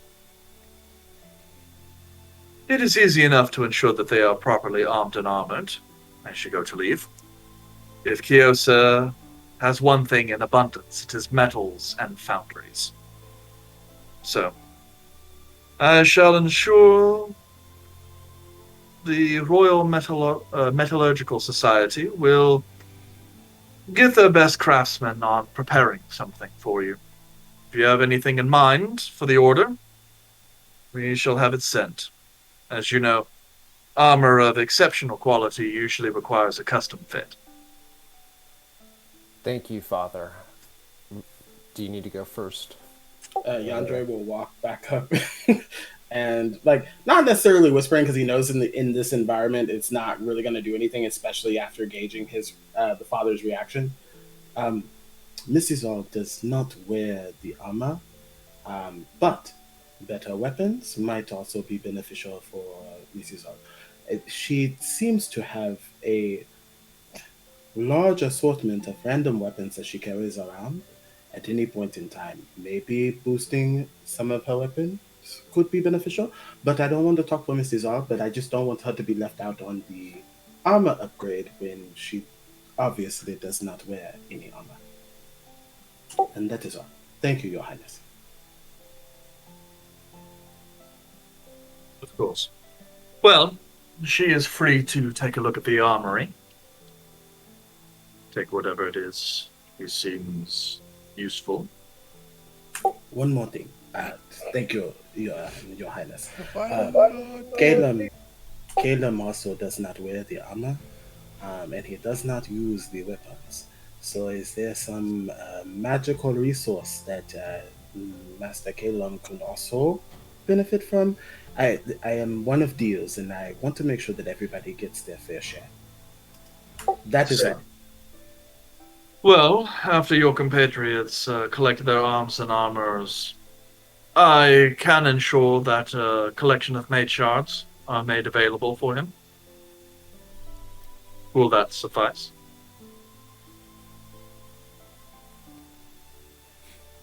Kelmac, put down your cousin. It's like, I didn't know you had a child! So Vulred will look over at Lanrin and say, Father, I appreciate the trust you were putting in me to help run down this issue. I know that I haven't always been the perfect child, but the trust you were showing me gives me confidence. I appreciate your ability to help us out. I do have one final ask of you, which is, in the upcoming days and weeks, please go easy on Eldwin.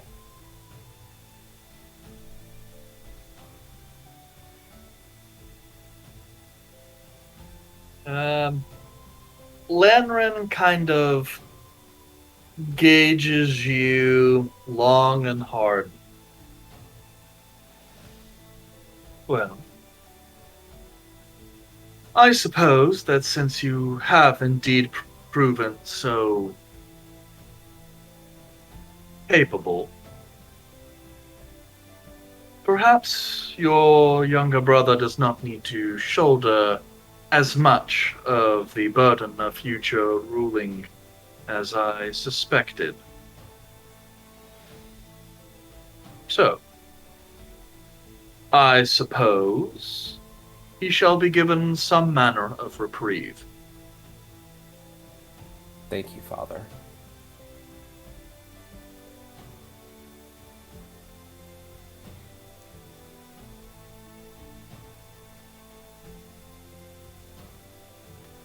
You can reduce the daddy issue counter down a little bit. You can remove up to 6 points of daddy issues from the pool. I personally like some daddy issues. Now we're moving on. So, Good call. yeah, I know. I've gotten a little too familiar with your segues. Anyway, so with that, Lanren kind of looks at you all, bows very slightly, just enough for you to know it's more of a head nod, and then returns back into the room and kind of comes up alongside Verona. Well, I think that went incredibly well.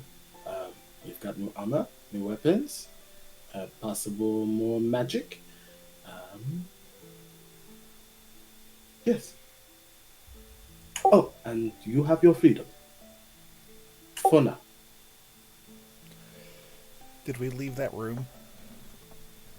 Well, you guys are standing out in the hallway, at the hallway. moment. Uh-huh. But you guys are out of the tiny-ass room that Yandre revived Elduin in that was downstairs. Now you guys are upstairs. Cool. And my father just walked off, right? Yes, to return to your brother and mother. That did go well. Vulred is kind of confused. Happily confused, but at the very least kind of at a loss for words with that sort of grace and near compliment that he almost received. I get it. I'm the dungeon master, and I totally expected your party to fuck all this up. I didn't say anything. So, yeah.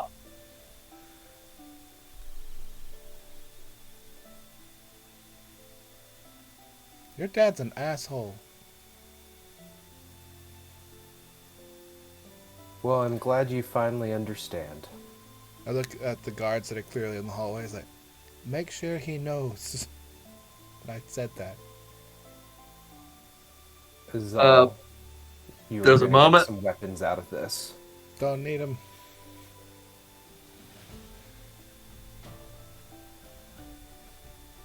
I'm just gonna stare at us all. I didn't say go hunting down those people, run up the mountain for your reward from your dad. Did it for you. So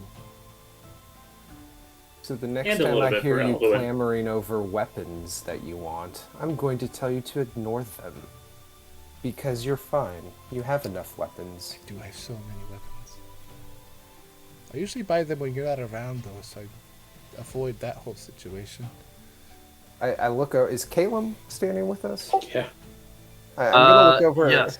I'm gonna look over at Kaelum and just be like, "Is this really the same as Zal we know?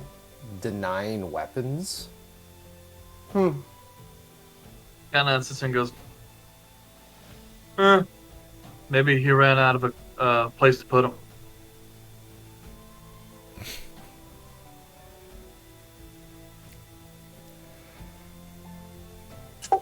So are we going to go get the armor or do we wait for that? Well, I don't. We need. Depends on the armor. If you guys are going to get, like, heavier armor, those will need to be custom made.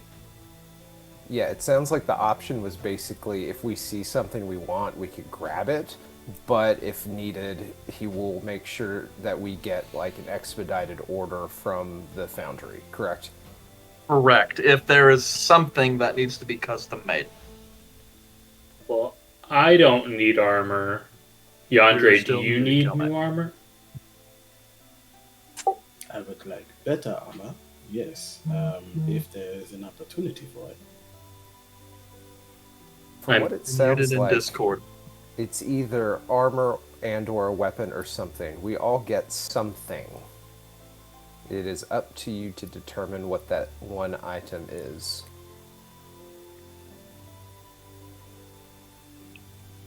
So, side note, this is non-Volred here, but y'all bitches better pick something, damn it, because I just asked my father for this shit. Eric, I guess maybe I should say that as Volred. Try again, Kelmac. Eric, you muted Aaron. Yeah, I guess I wasn't aware that he can't unmute himself if I mute him. Oh, So I unmuted you, so now you can handle it yourself. I was. You're gonna say, welcome. I don't. I am not in need of armor. My armor is already very well made, and it holds sentimental value. Yandere, do you need any improved armors? Yes, I would like improved armor, but again, as Master Vora just said, it doesn't have to be armor. It could be a weapon as well. So you don't have to take the armor. You can take a weapon. I mean, if they got a cool mace or sword or something, I wouldn't be afraid to pass that up. Or it could be custom made. If there's nothing you see here, anything you desire, well, certain things that are obtainable could be given to you. They are a armor specialist. They sell armors and weapons here. So I would think that they have something of value that would be beneficial to you. But maybe we look around. Maybe we take a quick gander at things and see where we are. Yeah, the only thing I would say, and this is because Volred would know that, not a lot of magical development here in Chaos Zone. So most of your stuff, while potentially masterworking quality and very expensive, probably not going to get much in the way of an enchantment. Volred, I have a request. Since I don't really need weapons or armor, I really like my stuff. I would kind of like to stick it to your dad by requesting something that is magical that he might collect. Rich people tend to get a hold of all kinds of weird stuff. So if he just has like a trinket laying around his study that might be magical. By all means, if you would like to ask him, it sounds like he's willing to offer. I'm not sure he would necessarily agree to that, but if you would like to discuss it with him prior to leaving, that would be suitable. And if you don't want to take anything, maybe you can ask him for some more of those diamonds so I can keep the rest of you alive. Yeah, good point. Either way, we need to consider the party as a whole. So if there's something that you don't want,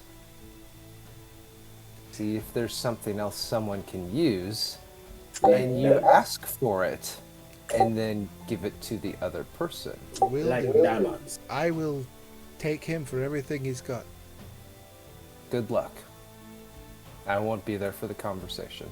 Great. Kaelum, I need Have your at 'em. help. At some point, I would like Kaelum and I to go meet with his dad again. Kaelum casting Detect Magic so he can tell me if there's anything magical around us. And I'm just going to point at it and say, I want that. If it looks like it's valuable to him, if it's like a collective thing you put on your shelf. Mostly because I owe someone a weird trinket, and I need to pay them in that. Okay.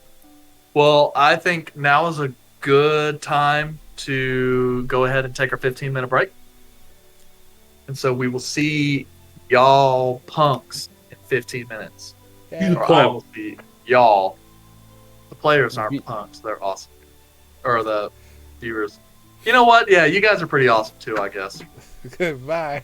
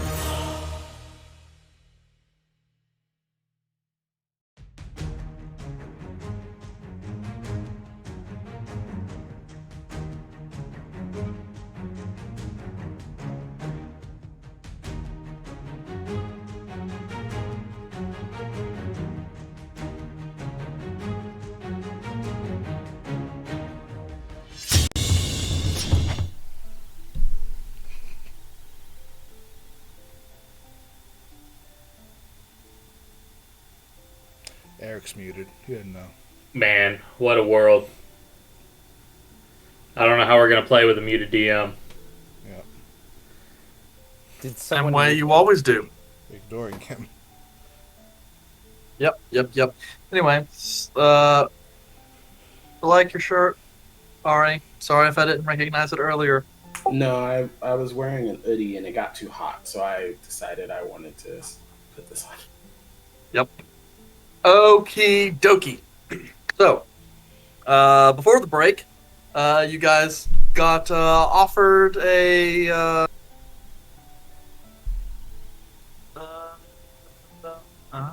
okay. Kind of a run of the armory and asked if you guys needed anything custom made, along with some other stuff as kind of payment and a reward for services rendered to the sovereign of Chaosi. So, or Chaosa. So that's something you guys are prepping. But you guys still have the late afternoon, evening to do with as you will. And your own preparations to make for what, if anything, to do next.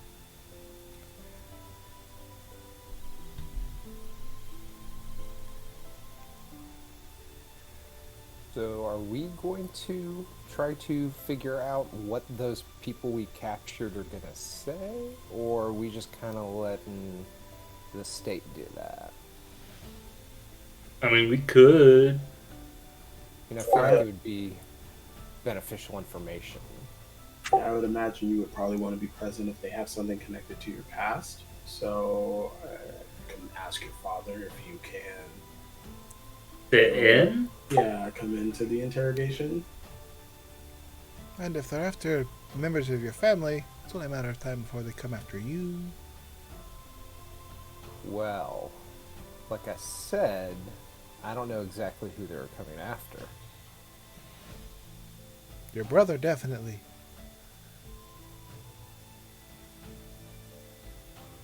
I mean, they did down your brother and your father and attempt to shoot you, so I'm assuming it's probably the family line that would stop somebody from taking over. But that's an assumption just based off of a few moments of battle. Where's your sister's last known whereabouts? That was going to be my next question is, where's your sister? And has there been recent word from her? She is staying with a noble that is northwest of Coruscant. We know she doesn't like you. How does she feel about the rest of your family?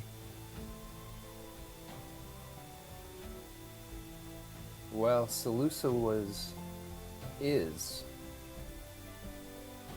spicy, let's say, in terms of temperament with everyone. I personally did not see her butt heads with either of my parents. That doesn't necessarily mean there weren't any undertones happening while I was away. As for Eldwin, she seemed kind to him.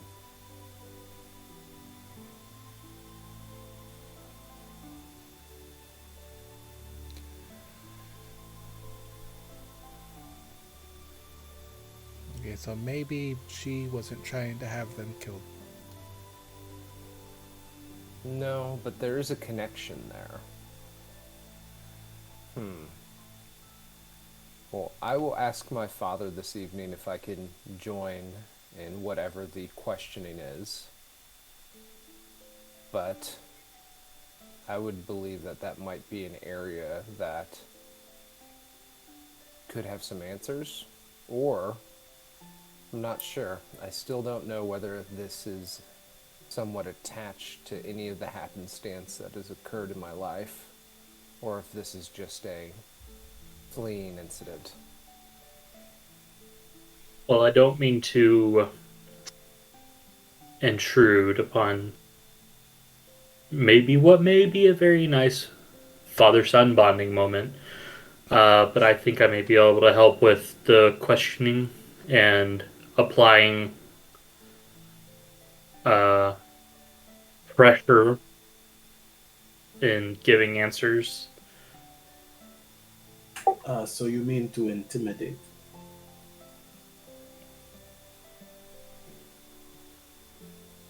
Yes, in a uh, physical manner. He is not. I say don't hit the wizard anywhere like below the waist. Not gonna feel it. Well, Kelmac, join me and we can go speak to my father. Normally, he probably wouldn't even allow me to take part, but if you were to, let's say, present a resume of your past experience in these details, he might be inclined to allow you to join. Would you like to come with?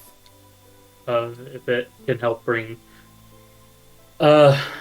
things hiding in the dark to light, then yes, I would. It will. Exal or Yandere, is there anything to discuss before we part to speak with my father? No, I'm just gonna write a request for an audience with him. Do that. Do you feel that he may offset some of the prisoners and you need to speak with them again should I need to revive them?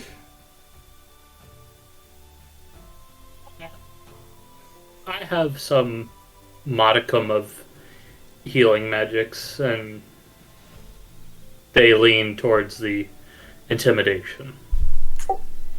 Do you have an opportunity or ways to speak with the dead if they should pass? I do not, though. That is an excellent point. Yandere, would you like to come and offer your service? Only for the beginning. If I feel like they will not kill the prisoners, then I may depart. Understandable.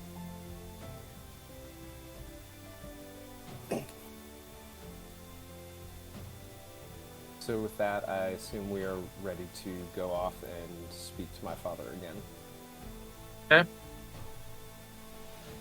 So, as you give a little bit of time to breathe and then head back into Elduin's room, where your father and mother are still there. At this point in time, your mother has kind of made her way to the opposite side, kind of laying on Elduin's bed, just kind of, stroking his hair as he sleeps. Still looks like a wreck, though partially regained some composure. As you kind of appear in the doorway, your father kind of glances back, looks back over to your mother and brother, and then quickly does an about face and kind of heads to meet you at the door. You kind of stop short. Yes, what is it, Dalof? I'm sorry to intrude.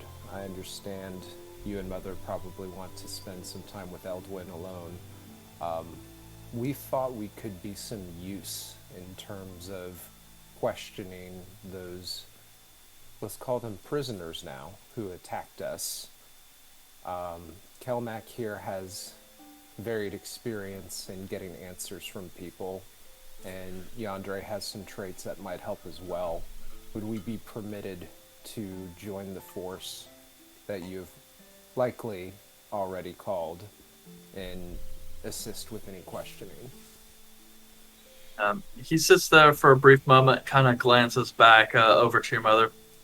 This is a conversation better had in the drawing room. Of course. As you guys kind of head back into the large drawing room that you guys and your party now has spent several times in.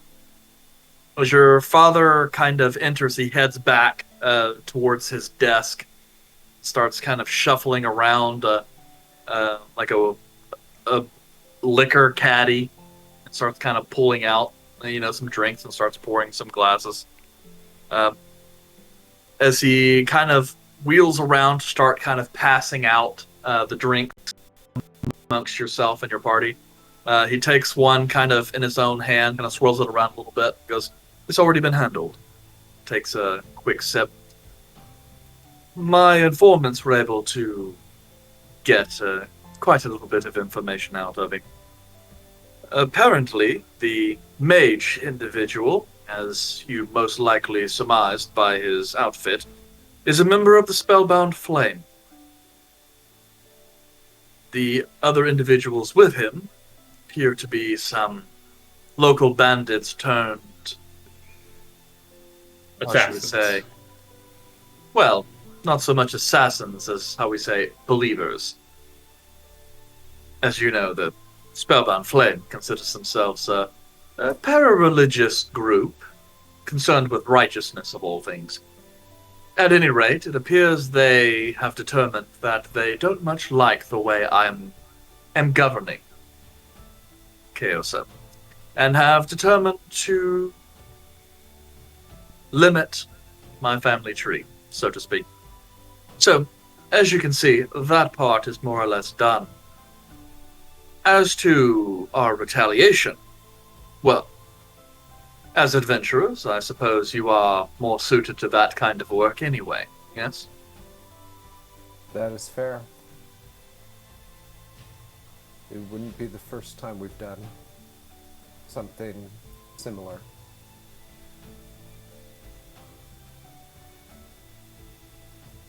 It would not be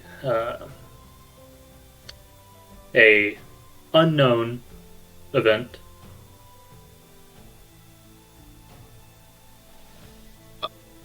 In any case, the most important thing to figure out at this particular junction is who the Spellbound Flame are working with. That might require some operations in the home city of Kordistan. If you'd like to travel there, I can provide you with at least some funds in order to help your little investigation continue.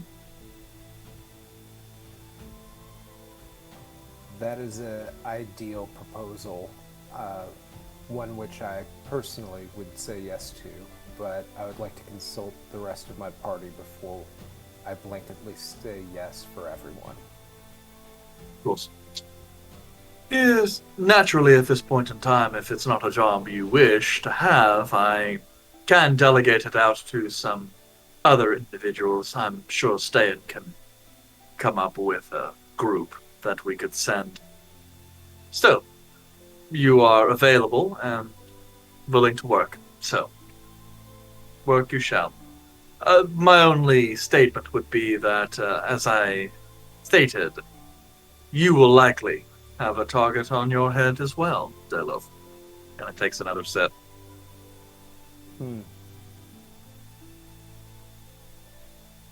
Noted. Well, as he kind of downs the rest of it in one gulp, kind of sets it down. You can let me know your decision in the morning. As if I don't hear anything by then, I'll be reaching out to Master Steya. Either way, I also believe that, considering the, how shall we say, state of things, it is probably best that I return to Chaosa for some time, as it seems it is in need of my direct oversight. Understood, Father. Thank you for your time. Is there any questions that Kelmac or Yantre have?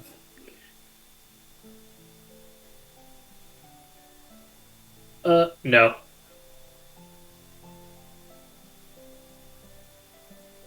Well, with that, Father, I believe we will probably rest at this time, and we will consult you tomorrow morning. Very well. In any case, I suppose I will see you all for dinner. Of course. And with that, he kind of gestures the liquor caddy. Feel free to have seconds if you wish. And then just makes his way out the room.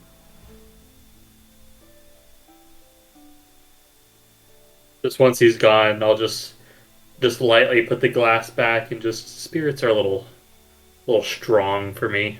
Hey, grab it. don't do that.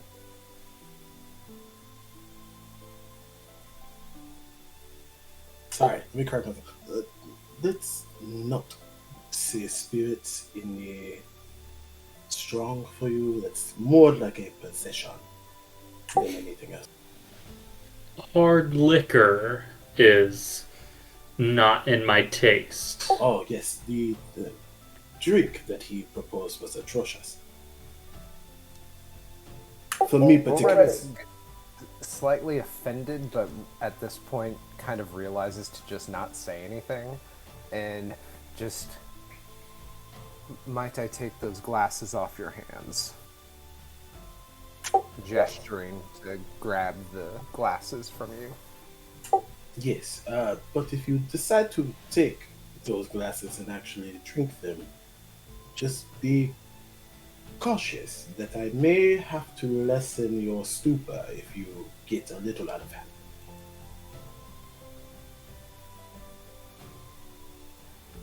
Absolutely. You'll see Andre pick the glass up and put it. Yep. Just like as you pull Yandre's cup away, I'm gonna just take my cup and just pour it into the other cup. Just And then I just throw that back too. yeah, I thought about it. Look, Vulred's at home. Like, he's just trying to have a little fun. It's been a slightly stressful day, so, you know, he's in a safe environment. Gonna just have, like, a couple drinks to unwind, you know? Saw his brother die, get revived, almost got a compliment. There's a lot of emotions running around right now. Mm-hmm. Now, two of your family smells like death. Okay, do I smell more like death because I was dead for longer? No, you just smell like death because you died. It's not the time frame. You just died and you smell like death. Is there like an intensity because he is dead longer, or like is it just everybody just who has died smells like death? It's just like a Yeah, it's like it's a one level. little blanket smell. I don't think the intensity really matters. The Adventurers Guild was horrible. But it's just, he smells like death. Like walking into a Yu-Gi-Oh tournament. Or Friday Night Magic. Oh! We love our Magic players here. No discrimination. I'm just, you know. It's like going into You an know. as well. So, like, come on. We know. Yandre, what does death smell like? I believe you've asked Spring Yandere this exact same question, and it's hard to explain. There is no real Approximation. or approximation to what the smell of death smells like. It just smells of death.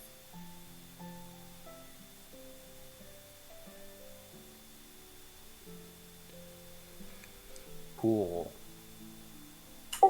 Cool. I'm going to go rest. And Vulred just walks away at this point, doesn't even wait for, like, any sort of response. There's a little bit of a slight sway in the pattern as he's walking away.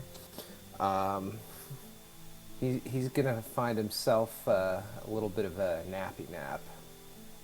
How long do we have before dinner? An hour or two. Are we supposed to have picked our armaments before then, or is that just before we leave?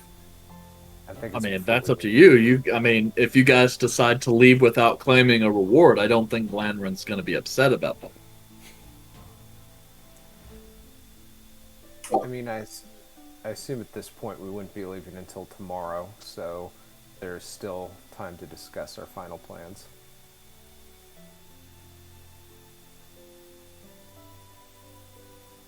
Well, then Yandere will head back to his room, and as he enters his room, he will scuttle a little furniture in front of the door and then take a little rest. A short rest, perhaps? I mean, it would be an hour before dinner as long as we don't get attacked in the castle. I will turn in my request paper to one of the guards around here and say, go give that to Landon. Whoever the hell needs to get it. Eric. Eric, my dear DM. Oh boy. Uh-oh. The dungeon. The dungeon. I understand that Lanren said that his guys got answers from the guys. Mm-hmm. If wandering the manor, I find the entrance to the dungeon, am I stopped? Yes. Okay. All right, that answers my question. Like that, walk on it. You're a good guy. Kelmac, that angel on your shoulder, the little red one, says, you can probably take them. He's all be quiet. Do it. Then I'll just go back to my room. Okay. Anything else before dinner? Okay. Are they Well- going to prepare the deer we killed? Yeah. And the dinner conversation is relatively light. Verona is not in attendance as she is still at Eldwin's side. And even then, like, your father does not appear very talkative. And so much all of the dinner seems to just plod along in relative silence. Broken only by the occasional conversations you guys have with each other.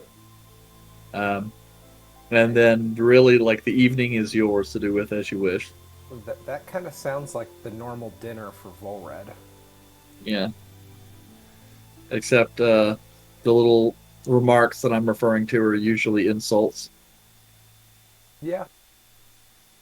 I'm gonna go check and see if they threw away the liver from the deer. Because I'm sure Eldwin could use the iron. Yep, gotta replace those, Blood cells. yeah, gotta replace those blood cells. Those reds. Gotta replace that Come life back. juice. Yeah. Kelmac, what are you doing? What? What? I'm Why gonna are go. you trying to... What? This is someone else's kitchen. You can't go wandering into it. Well, no, I'm not gonna go. I'm gonna go ask somebody who looks like they handle the food to make sure that he gets the liver, mostly uncooked, But so he can. why would he need the liver? Like, Because the liver's good for you. you do realize I can heal him to where he needs to be if I get permission from him. Why would you feed him raw liver? Because you can eat raw liver, and instead of wasting magics, which it's not really a waste, it would be very beneficial to Eldwin, but it's more mental instead of taking shortcuts with magic. Do you have a problem with magic? No, I think that sometimes physical remedies can help with the mind instead of thinking the whole time there's a shortcut to take. You can be deliberate with what you need to do instead of possibly having an out. So first you had a problem with religion, and now you have a problem with magic. I don't have a problem with magic. But you did not say you did not have a problem with religion.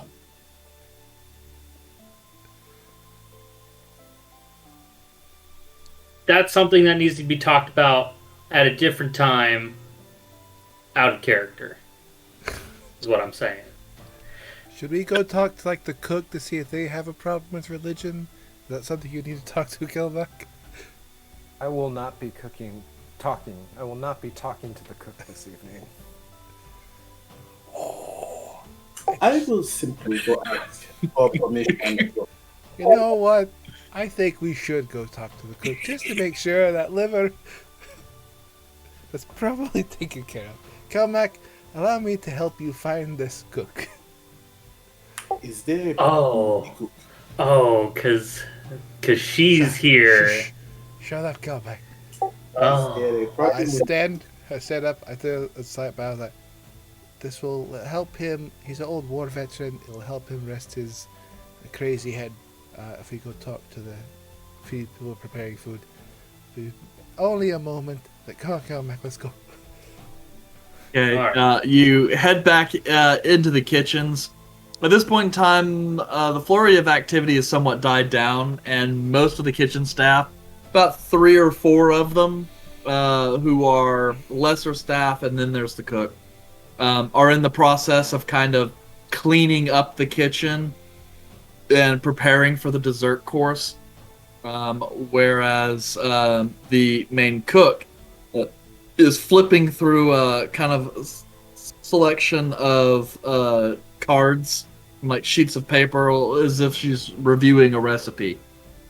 As the lumbering figure of Kelmac kind of enters, clanging of metal plates and all, she kind of looks over. Who are you?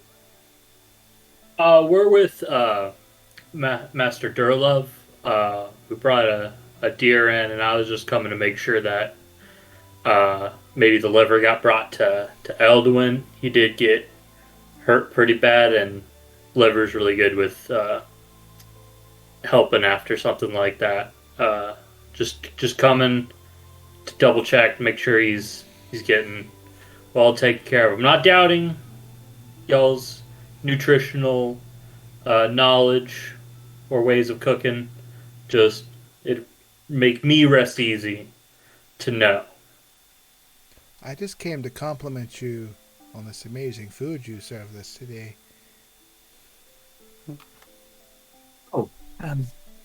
Yes, the food was Thank very you. good.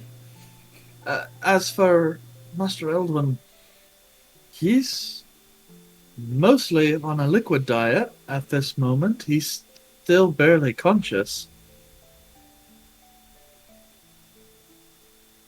My understanding, according to the physician, it will be perhaps a couple days before he can really keep down any food.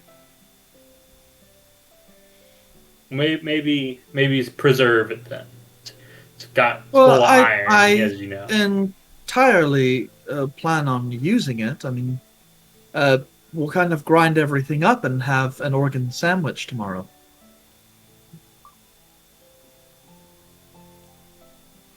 I want Okay. a sandwich. It's a hot dog. Someone's hot dog.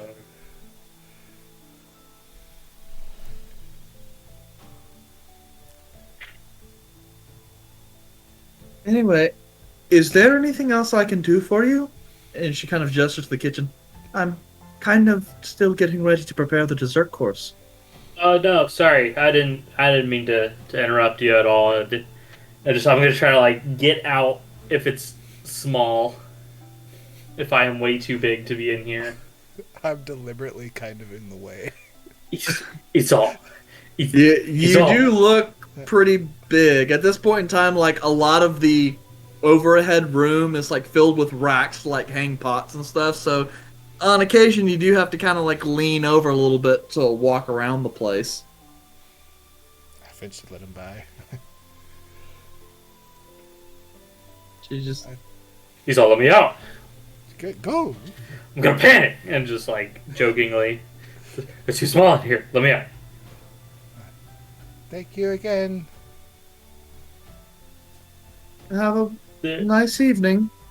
And go back out. Why are you breathing so hard, Kelman? It's hot in there. It's a kitchen. I There's like know. 4 fires. I don't know how they're just staying in there the whole time. It's their job.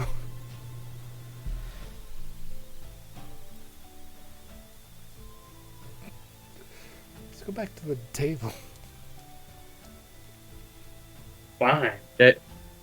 Vulred, you watch your 2 party members return somewhat dejected. I just wanted to get an eye on this cook. Like, what does Clearly- she look like? Clearly, it did not seem that the cook was in there. Well, I don't know what Vulred's saying. I didn't see anyone who was a horrible, distasteful son of a... several other expletives I shouldn't say. Are y'all back at the table yet? Are you saying... I was saying that on the way back to the Okay. table. I'm like, are you Yeah. shit-talking the cook while my dad is still in the room? Yeah, I don't get... if this hasn't been honest, I have not really given a crap about your dad since we got back from the place. Wow, what a great friend. I like The- you. The best friend. It's your dad I don't care about. Exal is the friend that will tell you the truth even if it's bad. Your dad is a cunt. Oh, Does this shirt make me look fat? Yes. I know 4 fat people and you're 3 of them.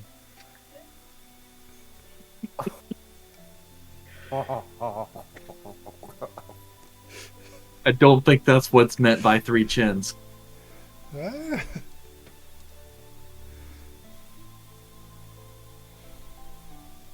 Keep in mind, he faked interest in like a 2-hour presentation with him, so I'm not too keen on your dad. So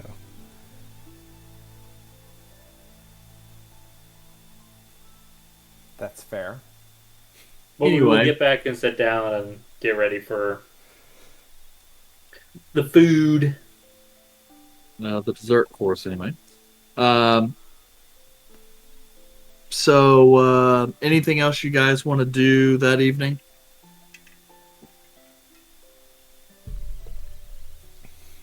I sent my summons request to him. Okay. Not it. Did he tweet reply back yet? Just a guard comes back and says no, and I just punch the guard, so I don't know what would happen. No. And when you say summons request, were you wanting to meet him, or are you just sending your request for your reward? I wanted to meet them. That way I could have Kaelum with me. Sorry, meet who again? What's his dad's name? Lanran. Lanran? Eldwin's the kid. Brother. Yeah. The one that died. Lanran. Yeah, okay. I think I Then, yeah. You can be, after dinner, brought to the drawing room for a conversation, if you wish it.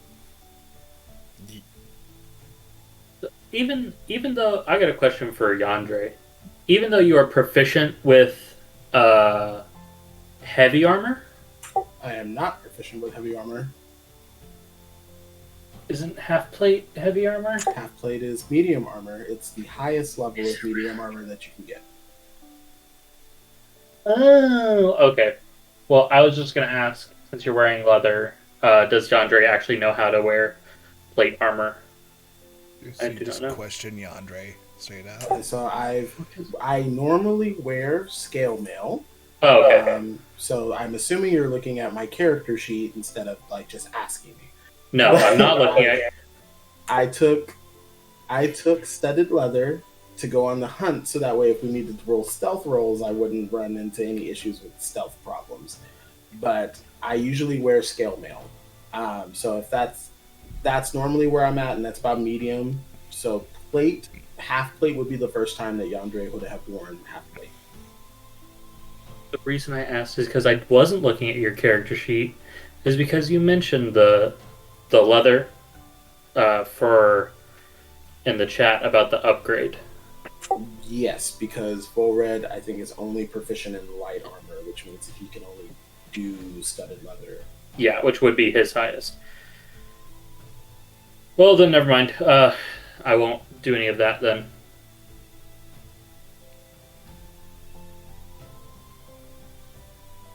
Okay. Yeah, you guys are in the drawing room, so whatever it is you guys want to discuss with Landrin. I request from Landrin, like, I don't really need any weapons or like armor, despite what Vulred might have said. I'm quite fond of what I have. But I am quite fond of magical trinkets or small things that look weird. So if you happen to have anything that you might value but are willing to part with, Kaelum here can help me to see if that's something I'd be interested in. Because Kaelum would have like detect magic going if he has anything.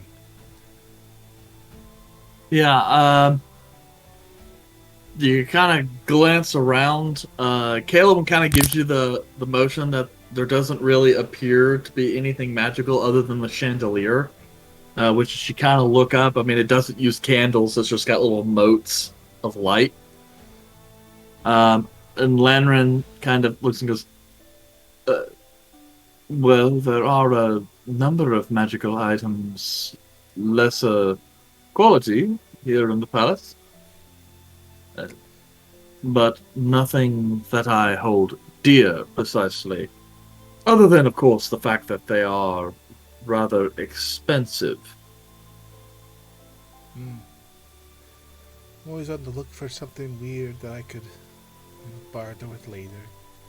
Collectors always enjoy strange things depending on where you're at. But if you got nothing, oh well. Well, I suppose if your party desires it, we do have decanters of endless water. If that is something you might like. They, as I said, they are rather pricey, though. But it could go... mayonnaise. I already have an alchemist gem.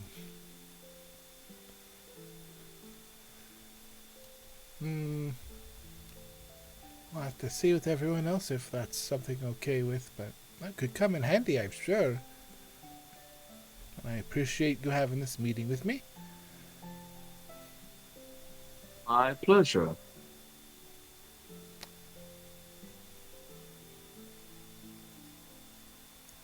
I will take my leave then. Yes, of course. Well, I suppose I shall see you on the morrow. Slight bow. Turn and go.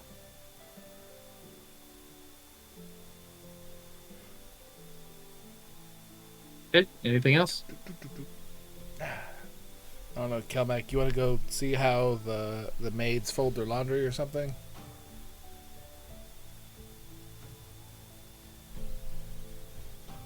What time is it? I mean, it's post-dinner, so whatever time you guys allow to elapse before you guys decide you want to do something. How long would it take me to walk around the building? Around the building, or just... Around the building. Maybe 5 or 10 minutes? I will go and do a cursory inspection of my own, for my own safety and the safety of everyone else, because the guards here Suck. are inept. They're guards. Full red. Yeah, I don't want a second wave of assassins sneaking in and stabbing Elduin again, killing him. Nah, Because this time they'd probably take out the healer first. And then But yeah, maybe... Go for me? Not you. That's the last campaign. You're frontline now. You get ignored. I've stopped so many people from dying, though. But that is what I am wanting to do. Okay, easy enough.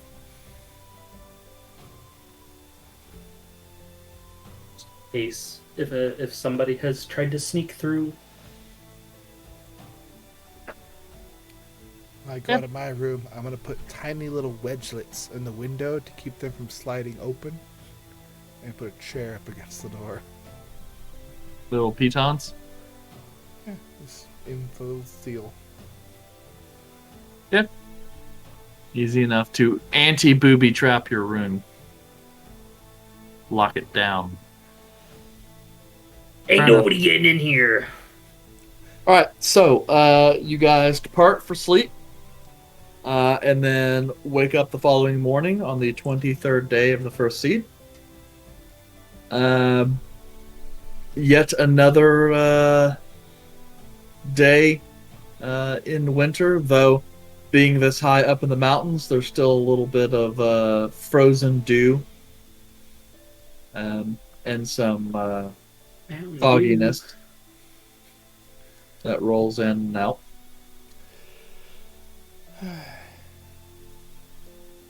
Get up and get ready and go to Yandre's door.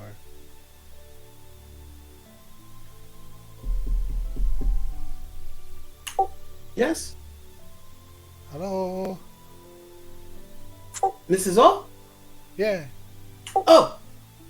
You'll hear some shuffling in front of the door as Yandere is now moving some furniture out from in front of the door and will jiggle a handle, even though he's on the inside of the door, and open the door. I hold the door closed. Oh! Well, it appears that it's locked. Oh no! Oh no, it's Spring Yasher back! I can't seem to open the door. I turn the handle. I jiggle it a little bit on my side first. Ah! I go to open it. See? This is why we put stuff in front of the door. I thought it was a pool door. That's my fault.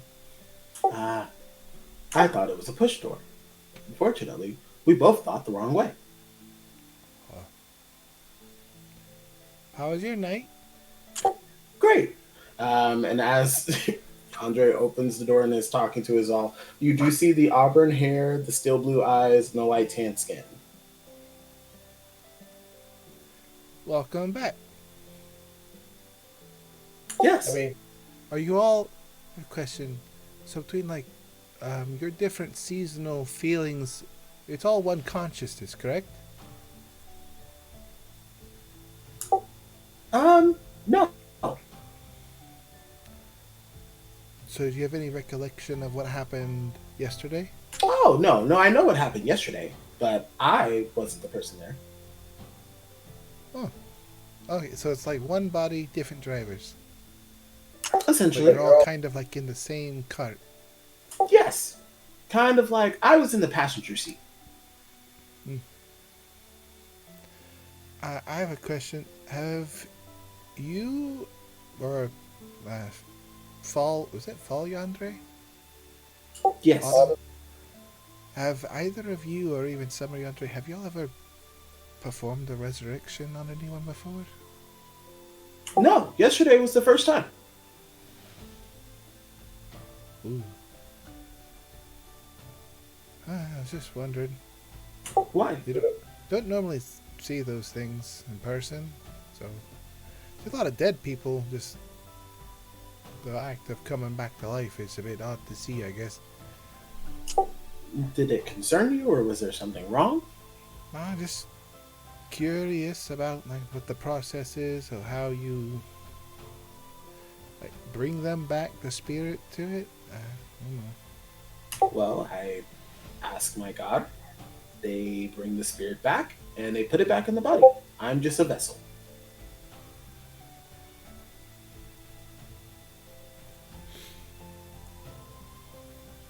That's good. Does that answer your question? Yep, I'm good. By the way, did you happen to hear any barking yesterday whenever I was bringing the spirit back? No, I had my dogs. They were like out in the front, so no. But you didn't hear any barking. No. Oh, good. Okay, great. Thank you. So, you what heard are you- barking? Huh? You heard barking? Well, of course. Why would I ask you if you heard barking if I didn't hear barking? Have you ever heard of that being a constant thing? No, but I've never resurrected anybody either. So I figured that might just be something that comes with the territory. Well, if you resurrect someone else and you don't hear barking, can you let me know? Sure, but why?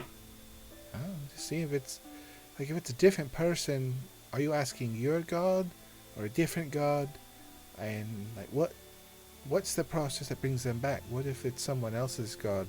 Like what if not Daryl, Well, we all talk to the same god. like not you and all of your different deities, but what if Elduin worships a different deity and that's the deity that's responsible for bringing them back, and your deity just kind of asks them if it's okay? It's a good question. I don't know what that is in the prime material. I would assume that my god is the one that brought it back. But you don't know, and I don't know. So I guess we'll just have to kill somebody and bring him back. Very expensive experiment. Oh yeah, I was supposed to ask Landuin? Landon?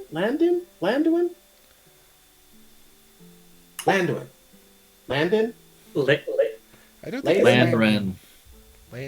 No, There's no D. I actually know the character. I'm just joking. It's just me. You I was know, kind of confused. Like, is there we a D need in this to game? invest for Ari.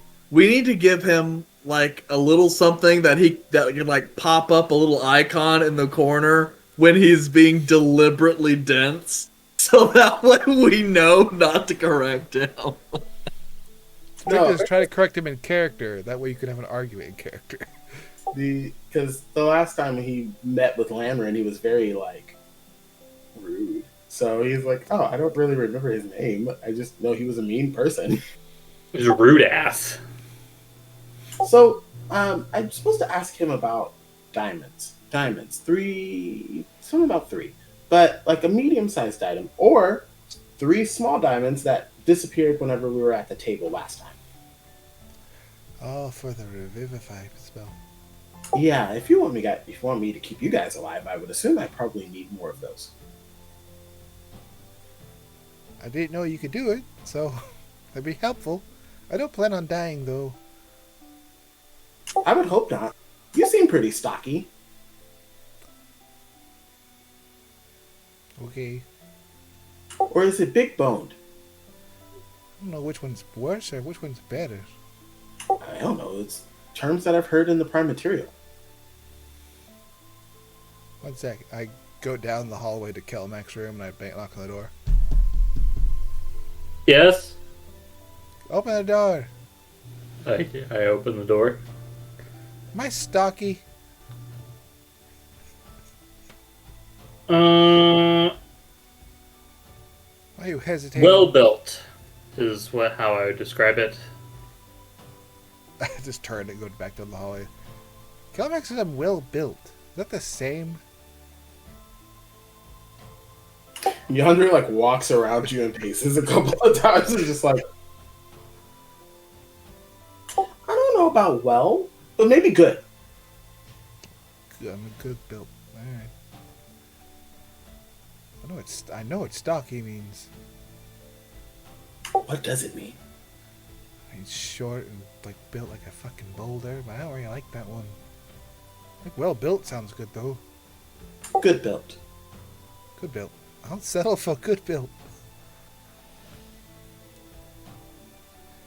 I just left Kelmax's door open. I'm just looking out. I see Yandere is just talking.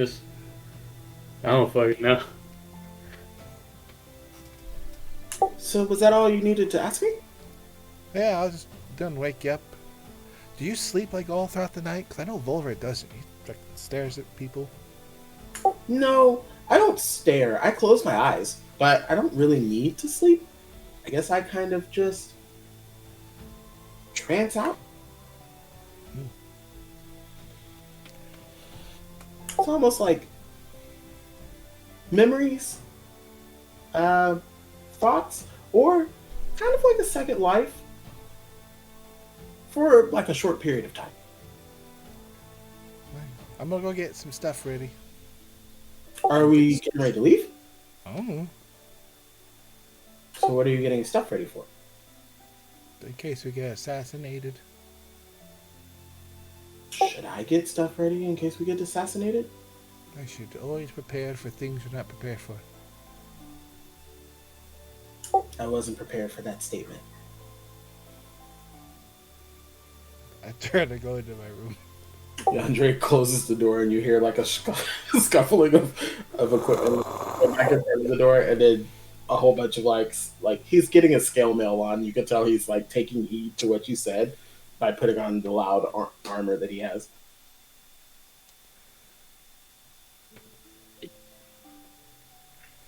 We just ignored Kelback. We still need to talk about what we're gonna do after as you walk past. Just whatever, man. Fucking well-built bullshit. It's a compliment. Take it. I'll just go back and get the rest of my armor on. Okay. So what are you guys wanting to do today? I would like to get our armor before we decide we're just going to walk off. So I don't know if... Izal, are you getting armor? Or any weapons or anything? I was gonna ask for the decanter of water. Does that go against our total allotment, Eric? Mm-hmm. How much? I might threaten the guy, though. 400 gold. Okay. Vulred, are you getting anything? You're muted. Mr. Sir. I would like to upgrade my armor. I have the studded leather they gave me for the hunt, and I can just give that to you, and they don't even need to know about that, to be honest. I'm keeping this heavy crossbow, by the way. It's mine now. The guard can try and take it from me. No one seems really interested to even care. I mean, we should... Are we together discussing this now? Or Yeah, I'm assuming this is a discussion we're having as a group. I have something that I want that is 750 gold. I already have Kelmek's share. I just need 150 of yours. If you give me the studded leather, then you are gold. So I will take the studded leather. What? You made Yandere a Goldman of Chaosi? What an honor! Can Vulreds do that? Can he just go give out titles to people? Can we steal stationery no, from his house? Not exactly. He does have some limited ability, but not to name an archduke, no. Is the stationery in this house like labeled for his family? Yeah, I mean it's pressed and stained with his, seal and everything. I'm taking some stationery. Oh, dude. Send it to some noble. You smell like butts. Is there? Well, typically you would need to seal it. The stationery alone. Is there cast-off armor available? Sure. You can get something that's similar.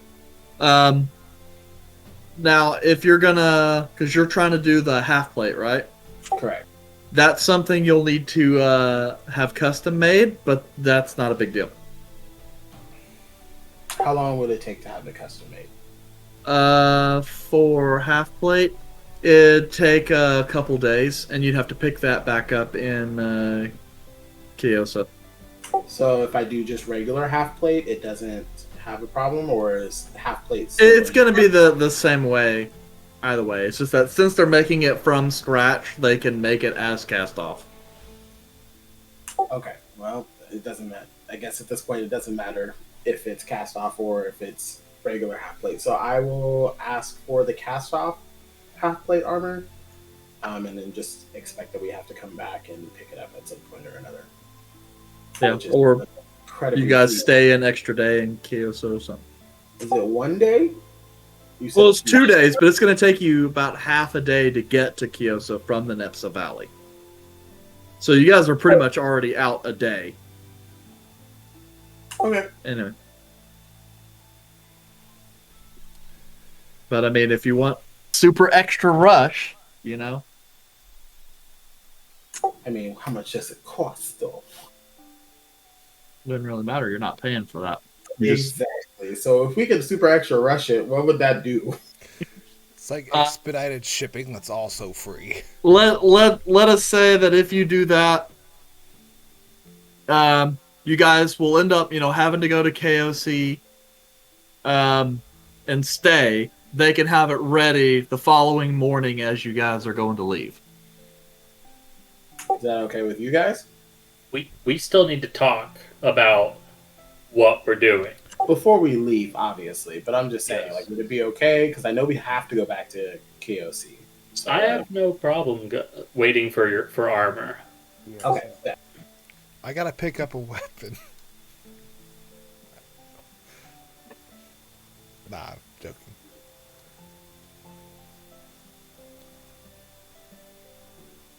So I got what I wanted out of this. So now I would assume we probably need to meet up in some location so we can actually have a conversation about what we plan to do.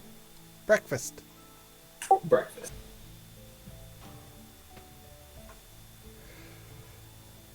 Mrs. All, Hello. do you know where they're serving breakfast this morning? I'm assuming the same place they serve the dinner. What about the chef, the person that you guys went to go talk about last night, or talk to? I think they said we're having organ sandwiches for lunch. Organ sandwiches? Yeah. Never had an organ sandwich? No. Pick up the kidneys, liver, heart, chop it up, mix together some vegetables, Basically, cook it. spam. Spam. It's pretty good. Between 2 pieces of bread. Oh. Well, we don't waste much in the Feywild, so I guess that makes sense. We just don't make sandwiches out of them. We usually like saute them or flambe them or grill them. What's a flambe?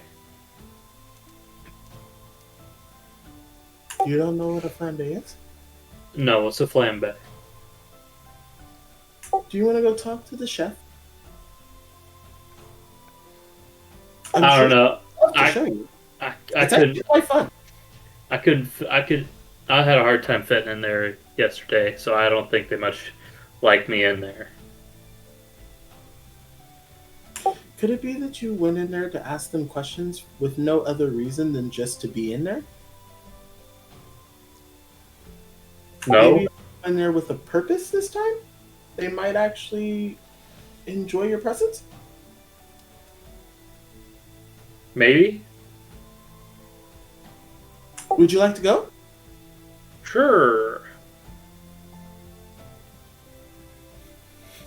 I'm assuming it's just Exal, Kelmek, and Yandre here because we haven't even started talking to them already yet. I'll go get Vulred. I could have Vulred's Yeah. I would say he's Alright. hungover, but he didn't drink that much. See, I didn't drink that much. Well, Just a little for bit. you. You didn't drink that much for you. Correct. Vulred. Yes. You ready to get going? We're gonna have breakfast. Breakfast. That sounds appetizing. Let's go. Right. I'll wait for him to leave the room. For Kelmek, the purposes of Kelmek. Basically, a flambe is you put liquor on top of food and light it aflame. That's really it. There's like no, there's no, like, it's like There's nothing extra. Yeah, it's kind of cool to see, but it's nothing like crazy. What is it? It technically cooks the sugars and burns out the alcohol, thus giving a taste to the food. Essentially, so when Like, you see like I, the player, know what a flambe is. Kelmac does not know what a flambe is. I don't know what a flambe is either, but that's okay. Well, apparently You said Yandre was calling a flambe. I said flambe. Yeah, you said Yeah. flambe. I just So want hell, you could go to the cooks and be like, "Hey, do y'all know how to make a flambe?" And they're just like, Yeah, flambe. This told me real quick. "What's a flambe?" I need a filet mignon. What? Anyway, so you guys were able to get your breakfast. Quite a spread, as per usual. Some crepes with jams, different kinds of fruit. Viscous gravy. Yeah, that kind of stuff, and some like maple, like brown sugar Maple bacon bacon bars. kind of stuff. Anyway, nice breakfast. And you guys are able to round the wagons and discuss stuff before you guys head out. So, armors, special armors. I would like a. He had mentioned getting like a decanter of water. That one of those cool ones. We also need to get diamonds while we're here, just in case. Hopefully, we don't have to use them, but yes, just in case. But my share is going for Yandre's new suit.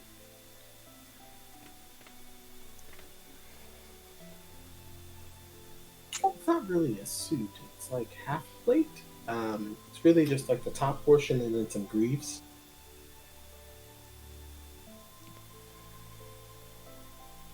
Master Red, did you get anything? What do you? Got a rock. Did you get anything from the armory besides the studded leather that I gave you? I'm sufficient with my bow, but okay, this is out of character. Is there something that I should grab? No, I think studded leather is really the best thing to do with the monetary amount, and technically it's free, so. Okay, I thought so, but I just wanted to make sure since Yandere specified to ask a question. So back in character, I'm sufficient with my weapons. This armor will come in handy. And then the mage shards for Kaelum, are you going to add those to his... Yeah, I'll add them. Okay, thank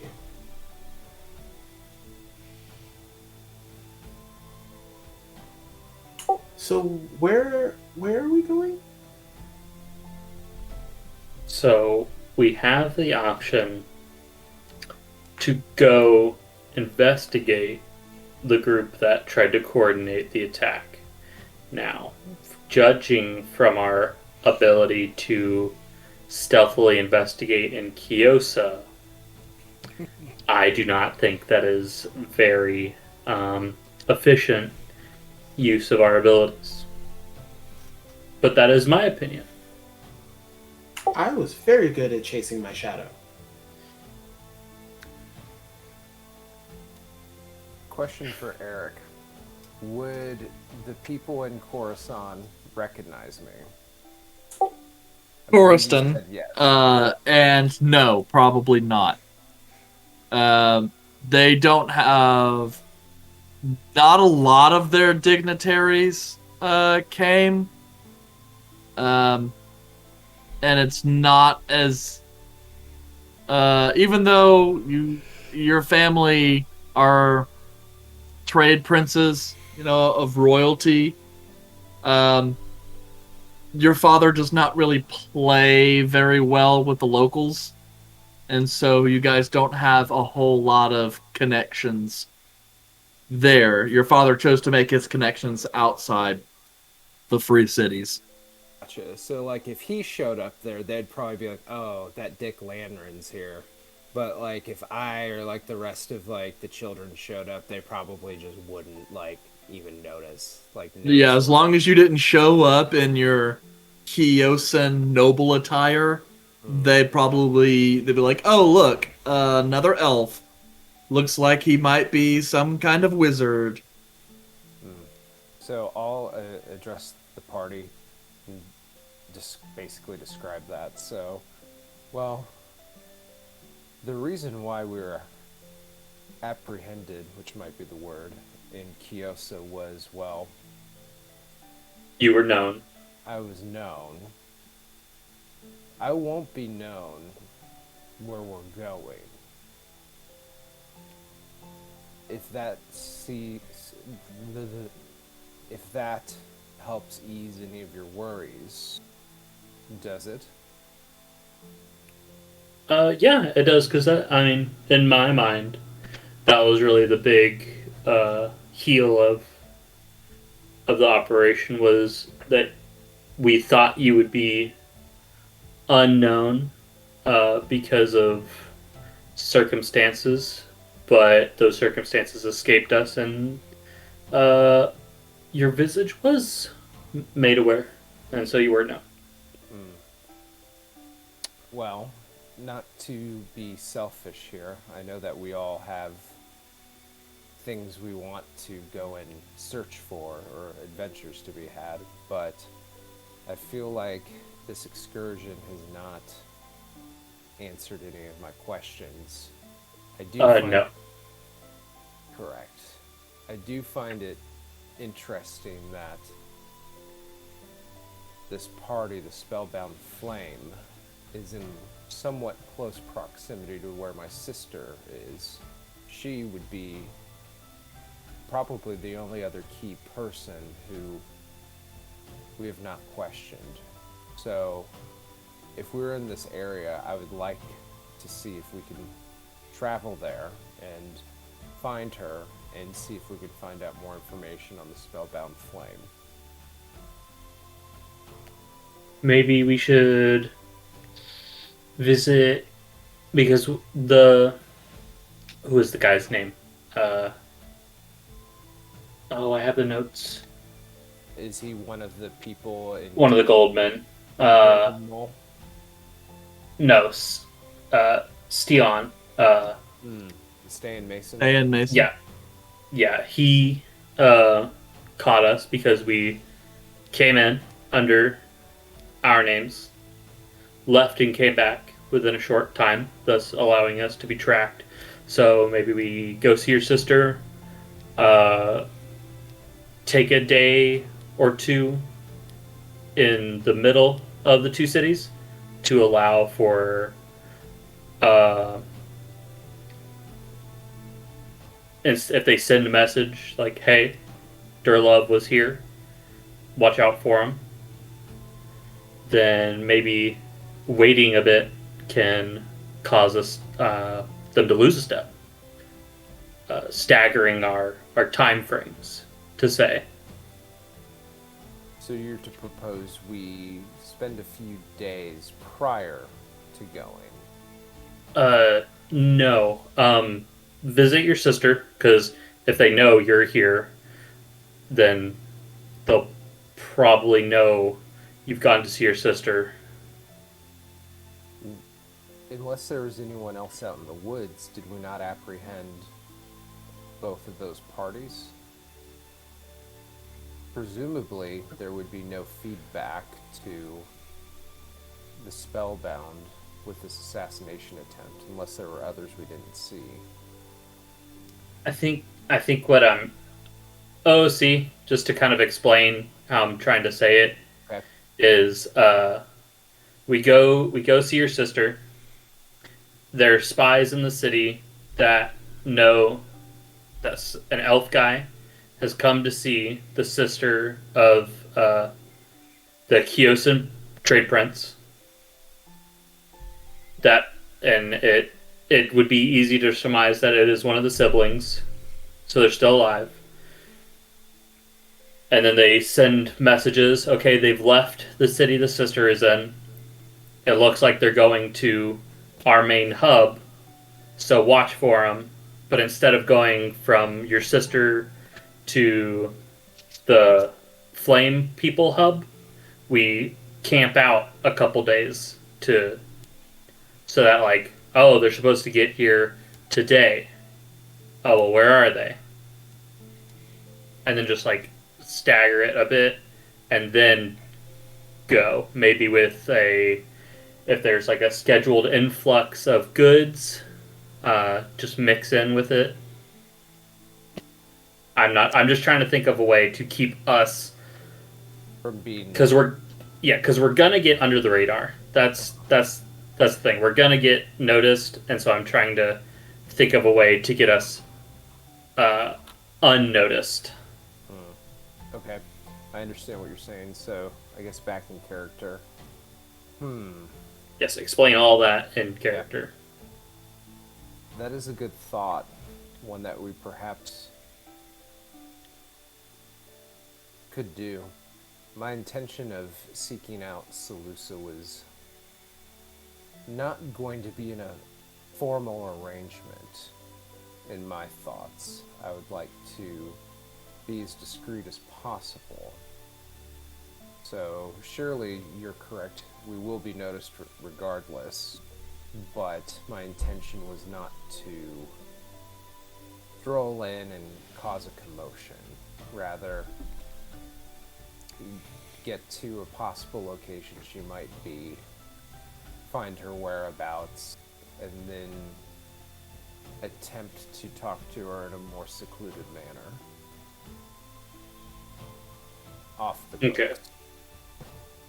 Yes. And Eric, would this city we'd be going to, Coruscant, would that be similar to Kyosa, where we have to, like, you know, check in, give our names and stuff, or is this just sort of like a, you know, kind of free-walled city that you could come and go as please? It is a walled city. There is a bit of a check-in, but there's not nearly the same level of scrutiny. And realistically, you guys don't even have to provide the names. A lot of times, if you're traveling by boat, the captain will turn in a manifest that has your names on it. That makes sense. Yeah, as long as you don't have any gear, merchandise to declare. Which, if you're, marked as a pleasure trip, wouldn't be a problem. Okay.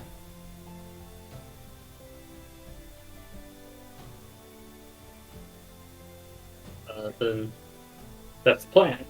Try to stay as unnoticed as possible to see your sister in as a unofficial manner as possible.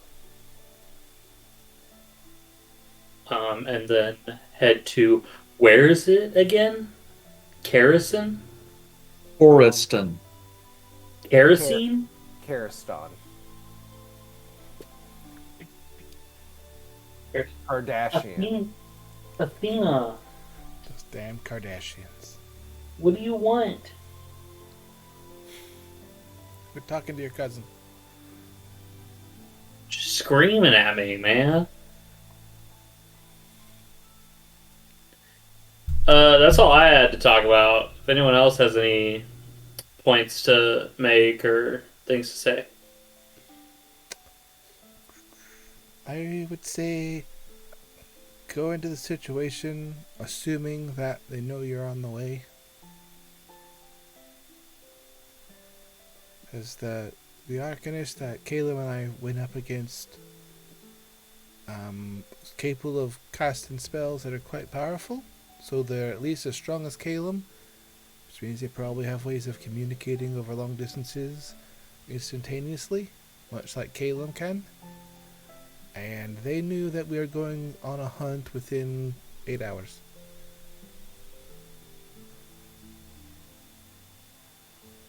I mean, clearly there's a spy here, so. Right, and Yeah. unless you want to go and interrogate every single member of this castle.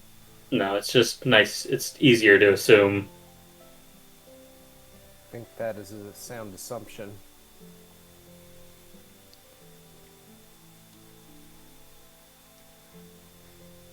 Well, is there an error in this plan? Do we need to reevaluate? I disagreed with what Kelmac was saying about delaying travel from one point to another. That doesn't make a lot of sense. It makes sense as a militaristic strategy of having them false prepare for a situation, but when it's about abducting an individual, I mean, how often are wanted posters posted on places for months, and eventually the person gets arrested? Delaying it from a few days isn't going to do anything about that. So as long as you go into the situation knowing that they are prepared for you, there shouldn't be any issue. Knowing there's a trap and springing the trap. I mean, if I'm prepared for someone to show up in one day, and they don't show up in the one day and they take an extra day, I'm going to take that extra day or hours to prepare for additional things. I guess the question is, what is our counter options should we decide not to head up that way? Do you want to investigate the city first, or do you want to talk to your sister first? We can continue to investigate the city. I would assume there still should be some answers, which it would make sense we were in the area, but to your point, if we stalled too long, would that allow them to fortify a better plan? I think our best bet would be to go to the city where they're at, do our investigation there, when they're least expecting it, knowing full well that a ship that is conscripted from this city, they'll know that they're coming. Going to your sister will just give them a set idea of your exact location. Going to the city would mean there's at least a city to travel through. Okay, I'm confused. Instead of going to your sister and allowing them to fortify their position in the city they exist in, yes, going straight to them, right? So you're saying just go after the spellbound? Yeah. Thank you for putting it so eloquently and simple for me to understand. Well, Kelmac had like a 15-minute description of what he would wanted to do. I figured I'd give it a little bit more time. Fair. Both of y'all just confuse me.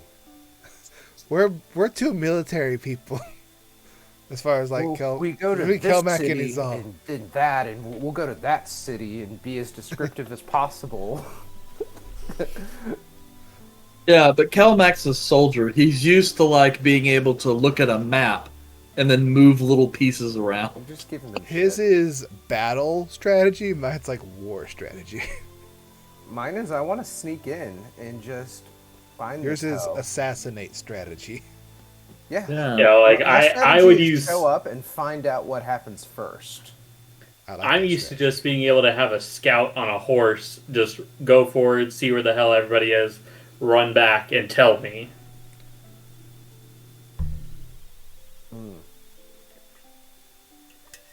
I wonder what Vulred strategy Yandere works and really well when it's just Kaelum think. Vulred. I don't know if it even works that well. You're still here. I died. Yeah. That's a And good I- point. Died because I walked too far away from the party and attempted to assassinate someone I couldn't assassinate. Good point. So trust me, like, I'm not saying I'm right here. Trust I'm your just instincts. thinking Except for when your instincts are wrong. Don't trust those. Yeah, only trust my instincts when they're correct. Yandere, how do you feel about the plan? I hate it. You know, you might not even know the plan, but it seems like a pretty accurate statement. To be quite honest with you, I was paying attention to all the architecture in the room here, and I did not hear anything that you guys said. There's a He's lot all of would you words. Esau, would you go over it again, please? My idea is, well, Kelmac says go for the sister and then the mages. My idea is go for the mages and then the sister. Vulred's idea is sneak in and kill everyone. Why?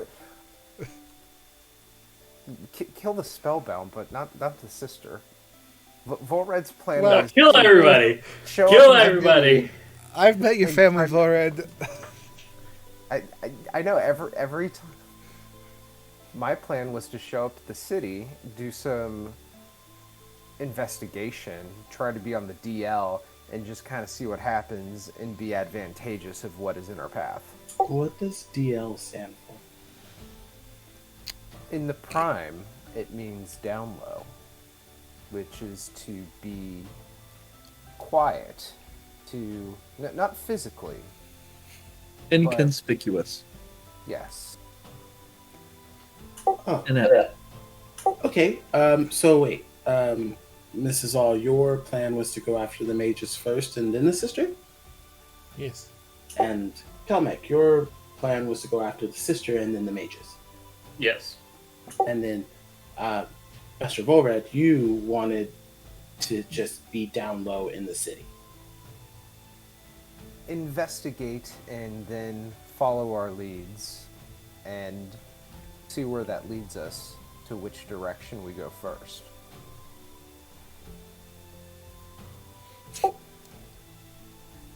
Uh-huh. Oh. Well, yeah, that makes sense. Okay. So the mages know that we are looking for them, which means that if we don't go find them soon, they may run away and disappear. And we may not be able to find them at a later time.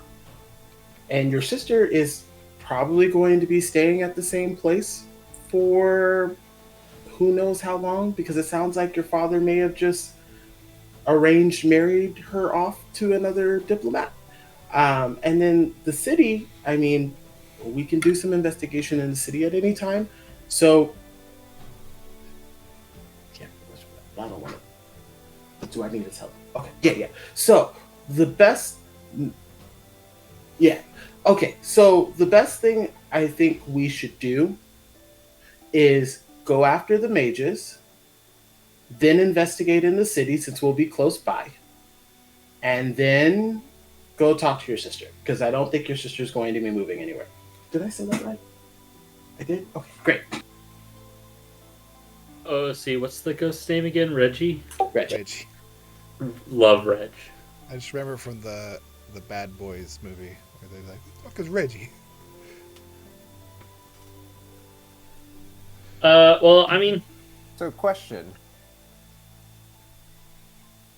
Do we just show up to where they are? Do we not need to investigate their whereabouts? I think we do need to investigate, but I don't think laying low is going to work for us, because it has never worked for us. So you want us to go in completely announced and let them take us prisoner, and then we break through our jail and kill them? It's a bold strategy. I'm trying to infer what you apparently cannot. I tried to lay low. I don't think it's going to work either way. So attempting to stay low might not be any different from just going about our business as usual. But again, all I'm saying is, and I feel like we're getting caught on technicalities, is Right. this a known location, or do we need to go investigate where it is? Because if we need to go investigate where it is, I would like to be able to see if I can find some information about my sister while we investigate. We don't necessarily need to lay low, nor do we have to see her first. yes, Yandere. Didn't your father say that he got information from one of the mages about maybe more information? Do you know if he told the location of the area? I believe unless Eric omitted specific detail in the conversation, I don't think that Lanrin stated a location. He said in kerosene. Or Coriston. Nah, you got it right. You're right. Don't correct yourself. You're right. Yes, he did not offer any information other than the robes say that and the information that they were able to gather is that he was a mage who was part of the Spellbound Flame, and they are a group based out of Coriston. Horrible interrogators. Vulred got that much information by looking at the robes. These guys suck. Vulred did not get any of that information looking at the robe. Are the prisoners dead? I did recognize the robe, and you said that because you said I put in my notes they're dressed in clothing such as a guild from a nearby domain. Of course. Yes, I said You do that's know- what you know Vulred the was nature. able to tell, and it looked familiar. You just didn't know. Know the name. Yeah, you didn't know the name or where from exactly. Is Corston big? Okay. It's like Texas. Okay. Are the prisoners dead? Let's go find out. I tried Just say getting to breakfast, but okay. I mean, we I tried getting to the. eat breakfast. Aren't we at the breakfast table? Yeah, we are at the breakfast table. It's I the think same she's saying table we as just the dinner we just table. ate breakfast, and that could be kind of nausea inducing. No, I'm taking. Yeah, it just some- depends. I'm just not going to assume you're having this conversation out in the middle of nowhere. Normally, you guys retire to your bedroom to have these kinds of conversations. True. Maybe we shouldn't go. We'll leave the corpse alone. If it is dead. Is a corpse dead or is a corpse a corpse? A corpse is a corpse of course of corpse. Yeah, maybe we should just leave that alone. This made me tired. My brain is frying. So, We're undecided. are we going to investigate, or are we going to the mage? My plan is the same as Vulred's, only louder. So, We do Vulred's until it fails, and then we just do mine. Yes, I mean, agreed. that's what happens That is- anyways. Yeah. It's a solid plan, but Yeah. it's worked out every time. Except for all the times it didn't. I mean, I We're agree. alive. Except for that one time Vulred didn't. would I be agree with up these for all. I would be up for storming a place if we figure out where it is. I'm not anti-aggression here. It's like just a really big B&E. At Except first I thought you everyone's a said criminal. First, I thought you said B&B, and I'm like, It's a really big bed and breakfast. yeah, we love it. Alright, we'll investigate. Vulred will find out where they're located, and then we Bust down the door. breakfast. We bed and breakfast them. Breaking and battery. okay. Well, Master Volga, if you don't mind, lead the way. Well, are we ready to leave? Do we need to talk to your father or your mother anymore? It would be good to say goodbye, and I get up and start walking away towards. And we will still need to. Also, We still need to. We'll still need to wait on your armor in Kyosa, Yandere. Yeah, in a different city. I know. We still have to leave, though. Yes. and charter a ship. Yes.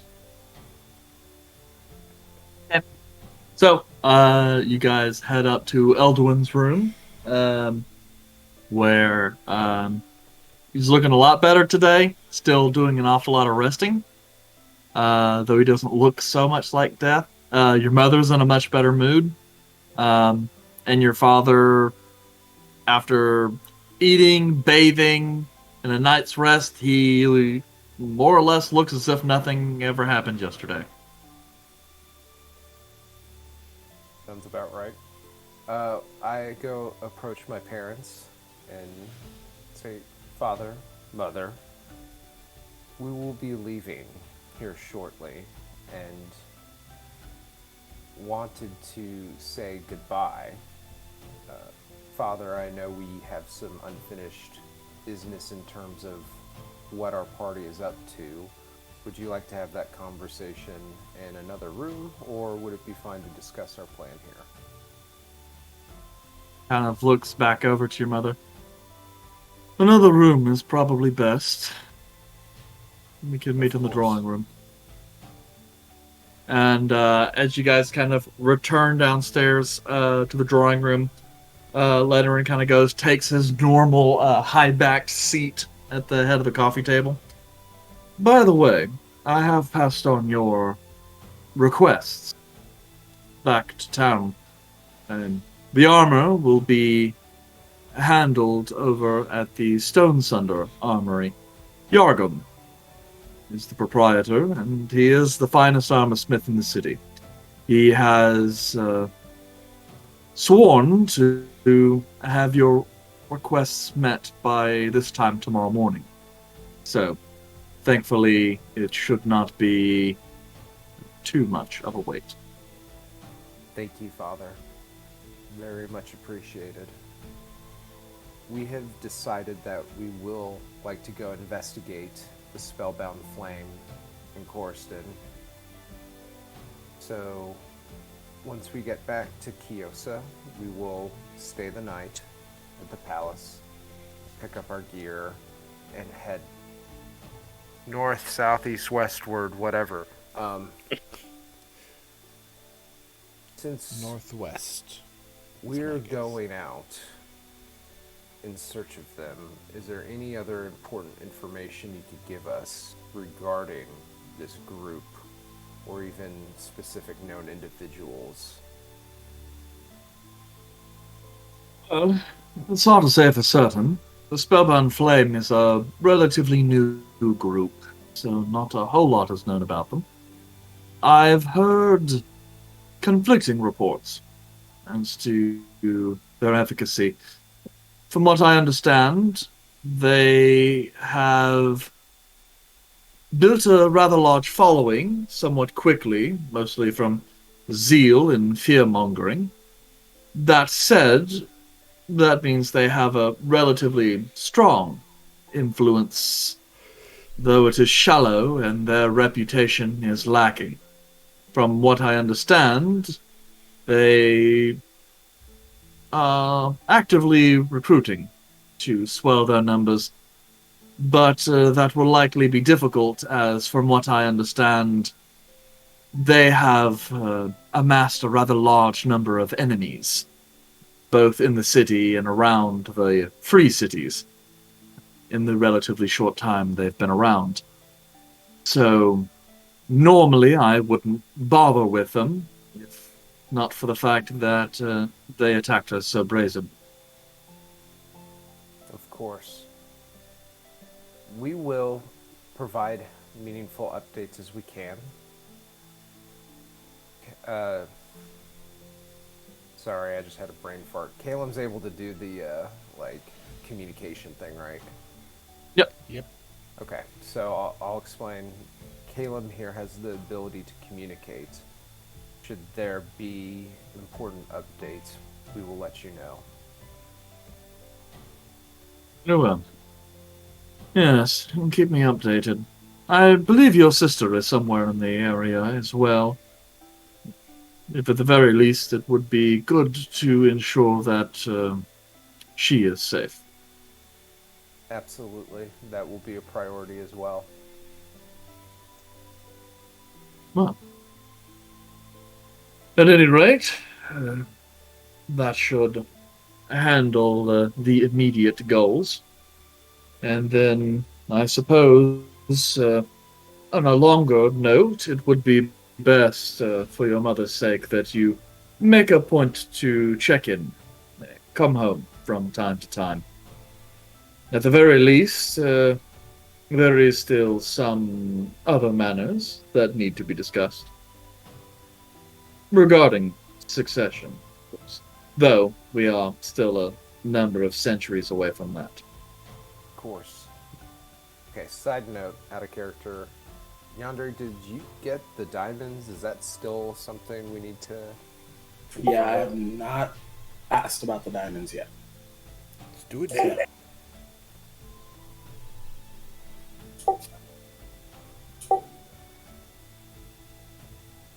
Yes. Your Highness? How would Reggie says? Since we are going to be traveling in protecting your son, in the instance that he may pass away, I will need to try to revive him as soon as possible. As you know, it does take some diamonds to do so, and I do not have any in my possession currently.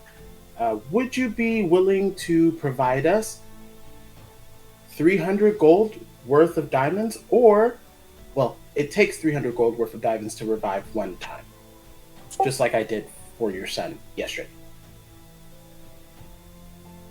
as a failsafe. I see. Well, then I suppose now's as good a time as any. He kind of calls out towards the door. The door opens up with one of the palace guard. Bring in the reward. After a few minutes, like a small kind of cart gets wheeled in. On it, you see this kind of... It's a wooden... with this kind of really nice... It's like a dark wood box. Like a almost kind of small, like ammo can size. That's kind of bound in this kind of gilded iron and has these kind of intricate wood carvings and knotwork to make it look like a fairly nice looking box. It's got like a small lock on it, which your father kind of reaches down, pulls out this little key from the table, kind of opens it up. Inside, you see these... they're very similar to the metal bars from the Eladin Mint. They're like 6 inches in length, about 2 inches wide, about 1 inch thick. Trade bars. These made of silver and stamped with the Kyosin Mint. There appear to be about 18 bars in total. That should come out to about roughly 900 silver worth. Wait, did he mention anything about diamonds? He did not mention anything about diamonds. But as he kind of gestures, he goes, "Though if you like, I suppose I could trade some of this out for some diamonds." I mean, I would look back to Vulred and the rest of the group. Father, I would ask that you consider doing so. That would provide protection to the family. If it eases your mind, I could hold the diamonds on myself. He kind of looks back over to your party. "No need. Your friends have proven themselves trustworthy." Oh, wait, he said 900 silver worth? Per bar, right? You're right. That'd be 900 gold. You're Oh. correct. It's like gonna give us that much worth of diamonds. Like, it's still fucking useless, dude. Can't help you It's there. nice. 90, it's 90 gold. Revive less than 1/3 of your son. Congratulations. Yes. What do you want, Sorry. the head, torso, or leg? Yes, you're right. Yeah, it's 25 gold a bar times 18. I think that's right. I don't know how math works. 450. Well, I got that really well. A lot of things wrong. Maybe Yeah, that's there are a lot of maybe things that's how Vulred got those rewards maxed out early on. He has Yeah, no you're concept of money. He just always says, Yeah. ask for more. Whatever the number is, ask for more. Yeah, you're Triple always it. supposed to fucking double it. Triple it and add a decimal. Just Put that Yeah, in. Yeah. I'm So only that interested actually in an that's extra 0. 36 bars. I'm trying to do it because I basically picked an interior dimensions of a box and was like, how many bars can I fit in this box? So that way when it opens it looks all pretty. And I can't math. Damn, the We- level of detail. Yeah. I would have Box been looks like, nice though. yeah, there's a nice box.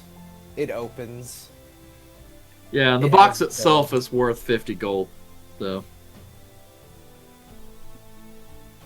Wanky. but yes, there are 36 silver bars in here for a total of 900 gold worth in a nice wooden chest, small chest.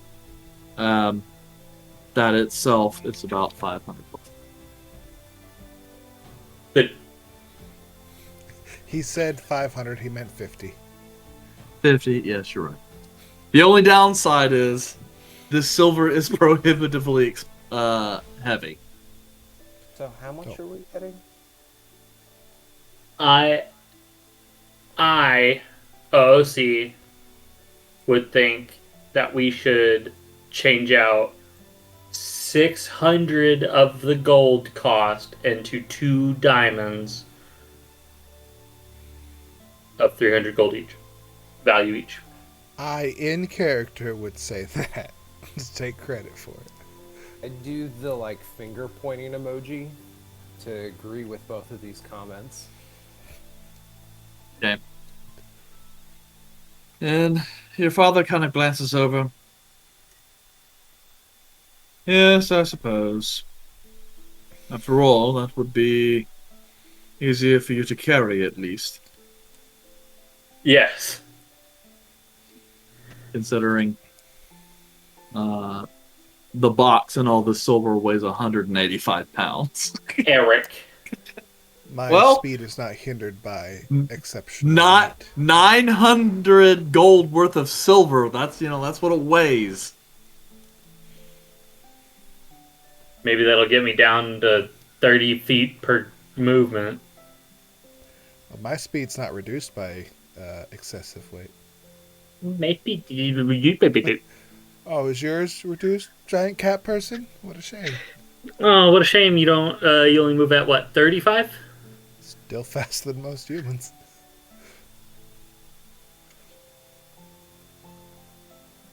Kelder had to put a lot of work in to get as fast as I am. Okay. So that means you guys will instead get 12 silver bars, and we'll call it 6 diamonds worth 100 gold.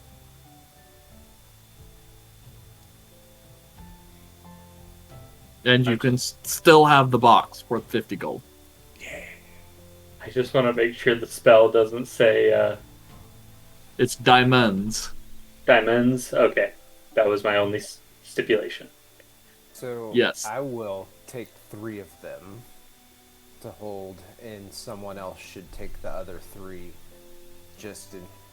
Kelmac or Kaelum. Well, you know what? We can sort out who's holding what Later. later. Privately. Yes.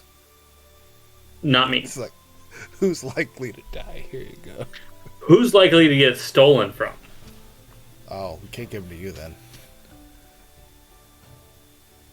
Well, I'll get my pockets picked in a minute. yeah. Who would like to go ahead and add these items to inventory? How much was Well- the remaining gold? 12 bars? Well, yeah, 12 silver bars. What's the weight? Those are 25 gold a piece in value, and they're 5 pounds per bar.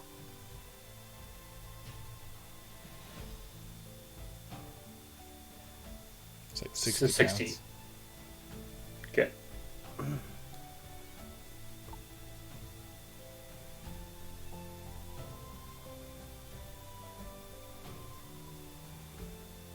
Nice chunky boy bars.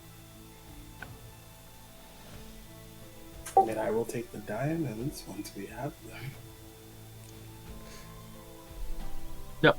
You guys are able to procure the diamonds easy enough. So two of them, correct? Well, there's So six there are diamonds, 6 100 worth apiece. 100 gold each. Okay, thank you. Because single diamonds worth that much are harder to get a hold of.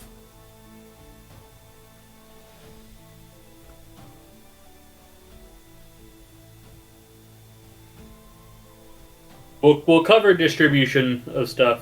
We have the diamonds. We'll have silver. The orders have been sent to Kyosa.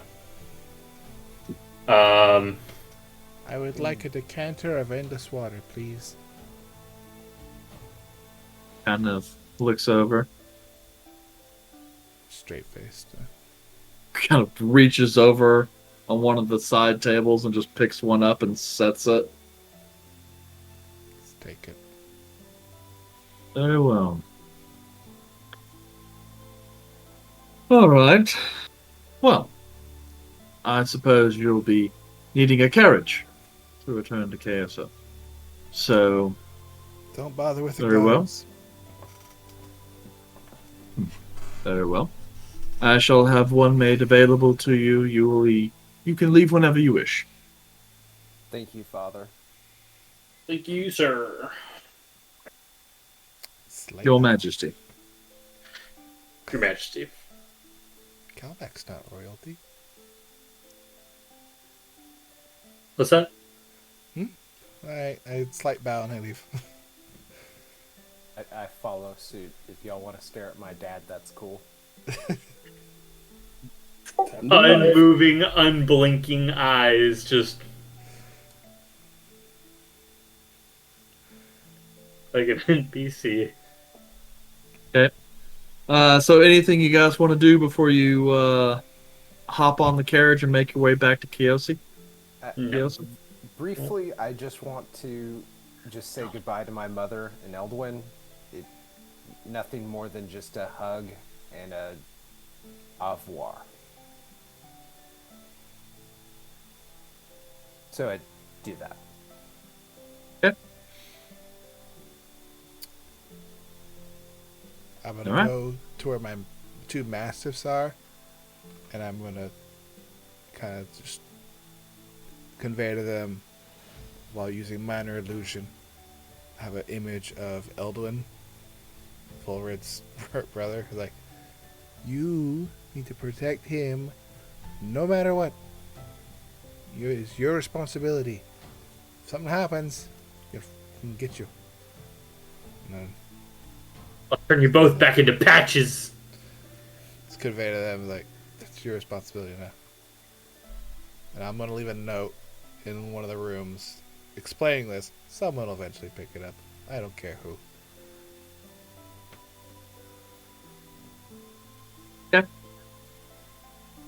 Alright, so you guys get your poop in a group and hop in the carriage and make your way north back towards the city of Kyoto. Bow. So, yeah, sorry, Yes. I've just been realizing I've been mispronouncing it for so long based on what Vulred told me, and I'm like, I really need to make a point to pronounce this city correctly. In fairness, we're gonna go to Kardashian at some point, right? We're talking about kerosene? Coruscant. Where the Crescent Jedi Roll. are? You want a good time sailing all around cocaine. What? Anyway, so yeah, you guys depart, making your way back to Kyosa, and yeah, that I think we'll actually go ahead and count it out done for tonight. Thank goodness. I keep pronouncing the name incorrectly. But guys, We are back. It is the new year, and we can like really start playing Dungeons and Dragons in earnest. Cause like we got a little while before there's any other kind of vacation holiday stuff going on. But what's really important, next week on Tuesday, we have our next session, chapter 68, which gets us closer to the all-important number. And so, of course, you'll be able to come back and meet us 7 p.m. Central as usual for that. This Thursday, we have our second episode of Adjacent with Jace. I was informed earlier that I will be there on Thursday, which means we got another 2 truths, 1 lie. So that's good. We'll see how that goes. And then whatever else Jace wants to throw my way. Oh, you haven't been on in like 2 months, so Yeah, a lot I of know. stuff builds up over that time period. I don't think so. I think that the players are the important guys. You know, so one time we should just get them all on at the same time and ask that questions. that Oh. tavern scene is only so big. It could be like a Real Housewives reunion. It's gonna be the That's final true. episode where we play like the Hangman or Jeopardy or something, where we try to spell Yeah, out the it'd- names of NPCs. I would definitely do that. We could, like, on our campaign wrap, we can play, like, a big game of Jeopardy with all the NPCs and names and locations and stuff from the campaign Oh, and see what you guys remember. I'm gonna show up with DMs printed out and be like, "This is exactly how so and so felt about the situation." Your All love right, interest guys. from the 13th episode. Good night, folks. Oh, Lord.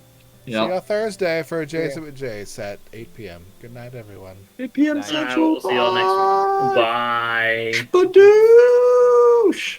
Spadoosh.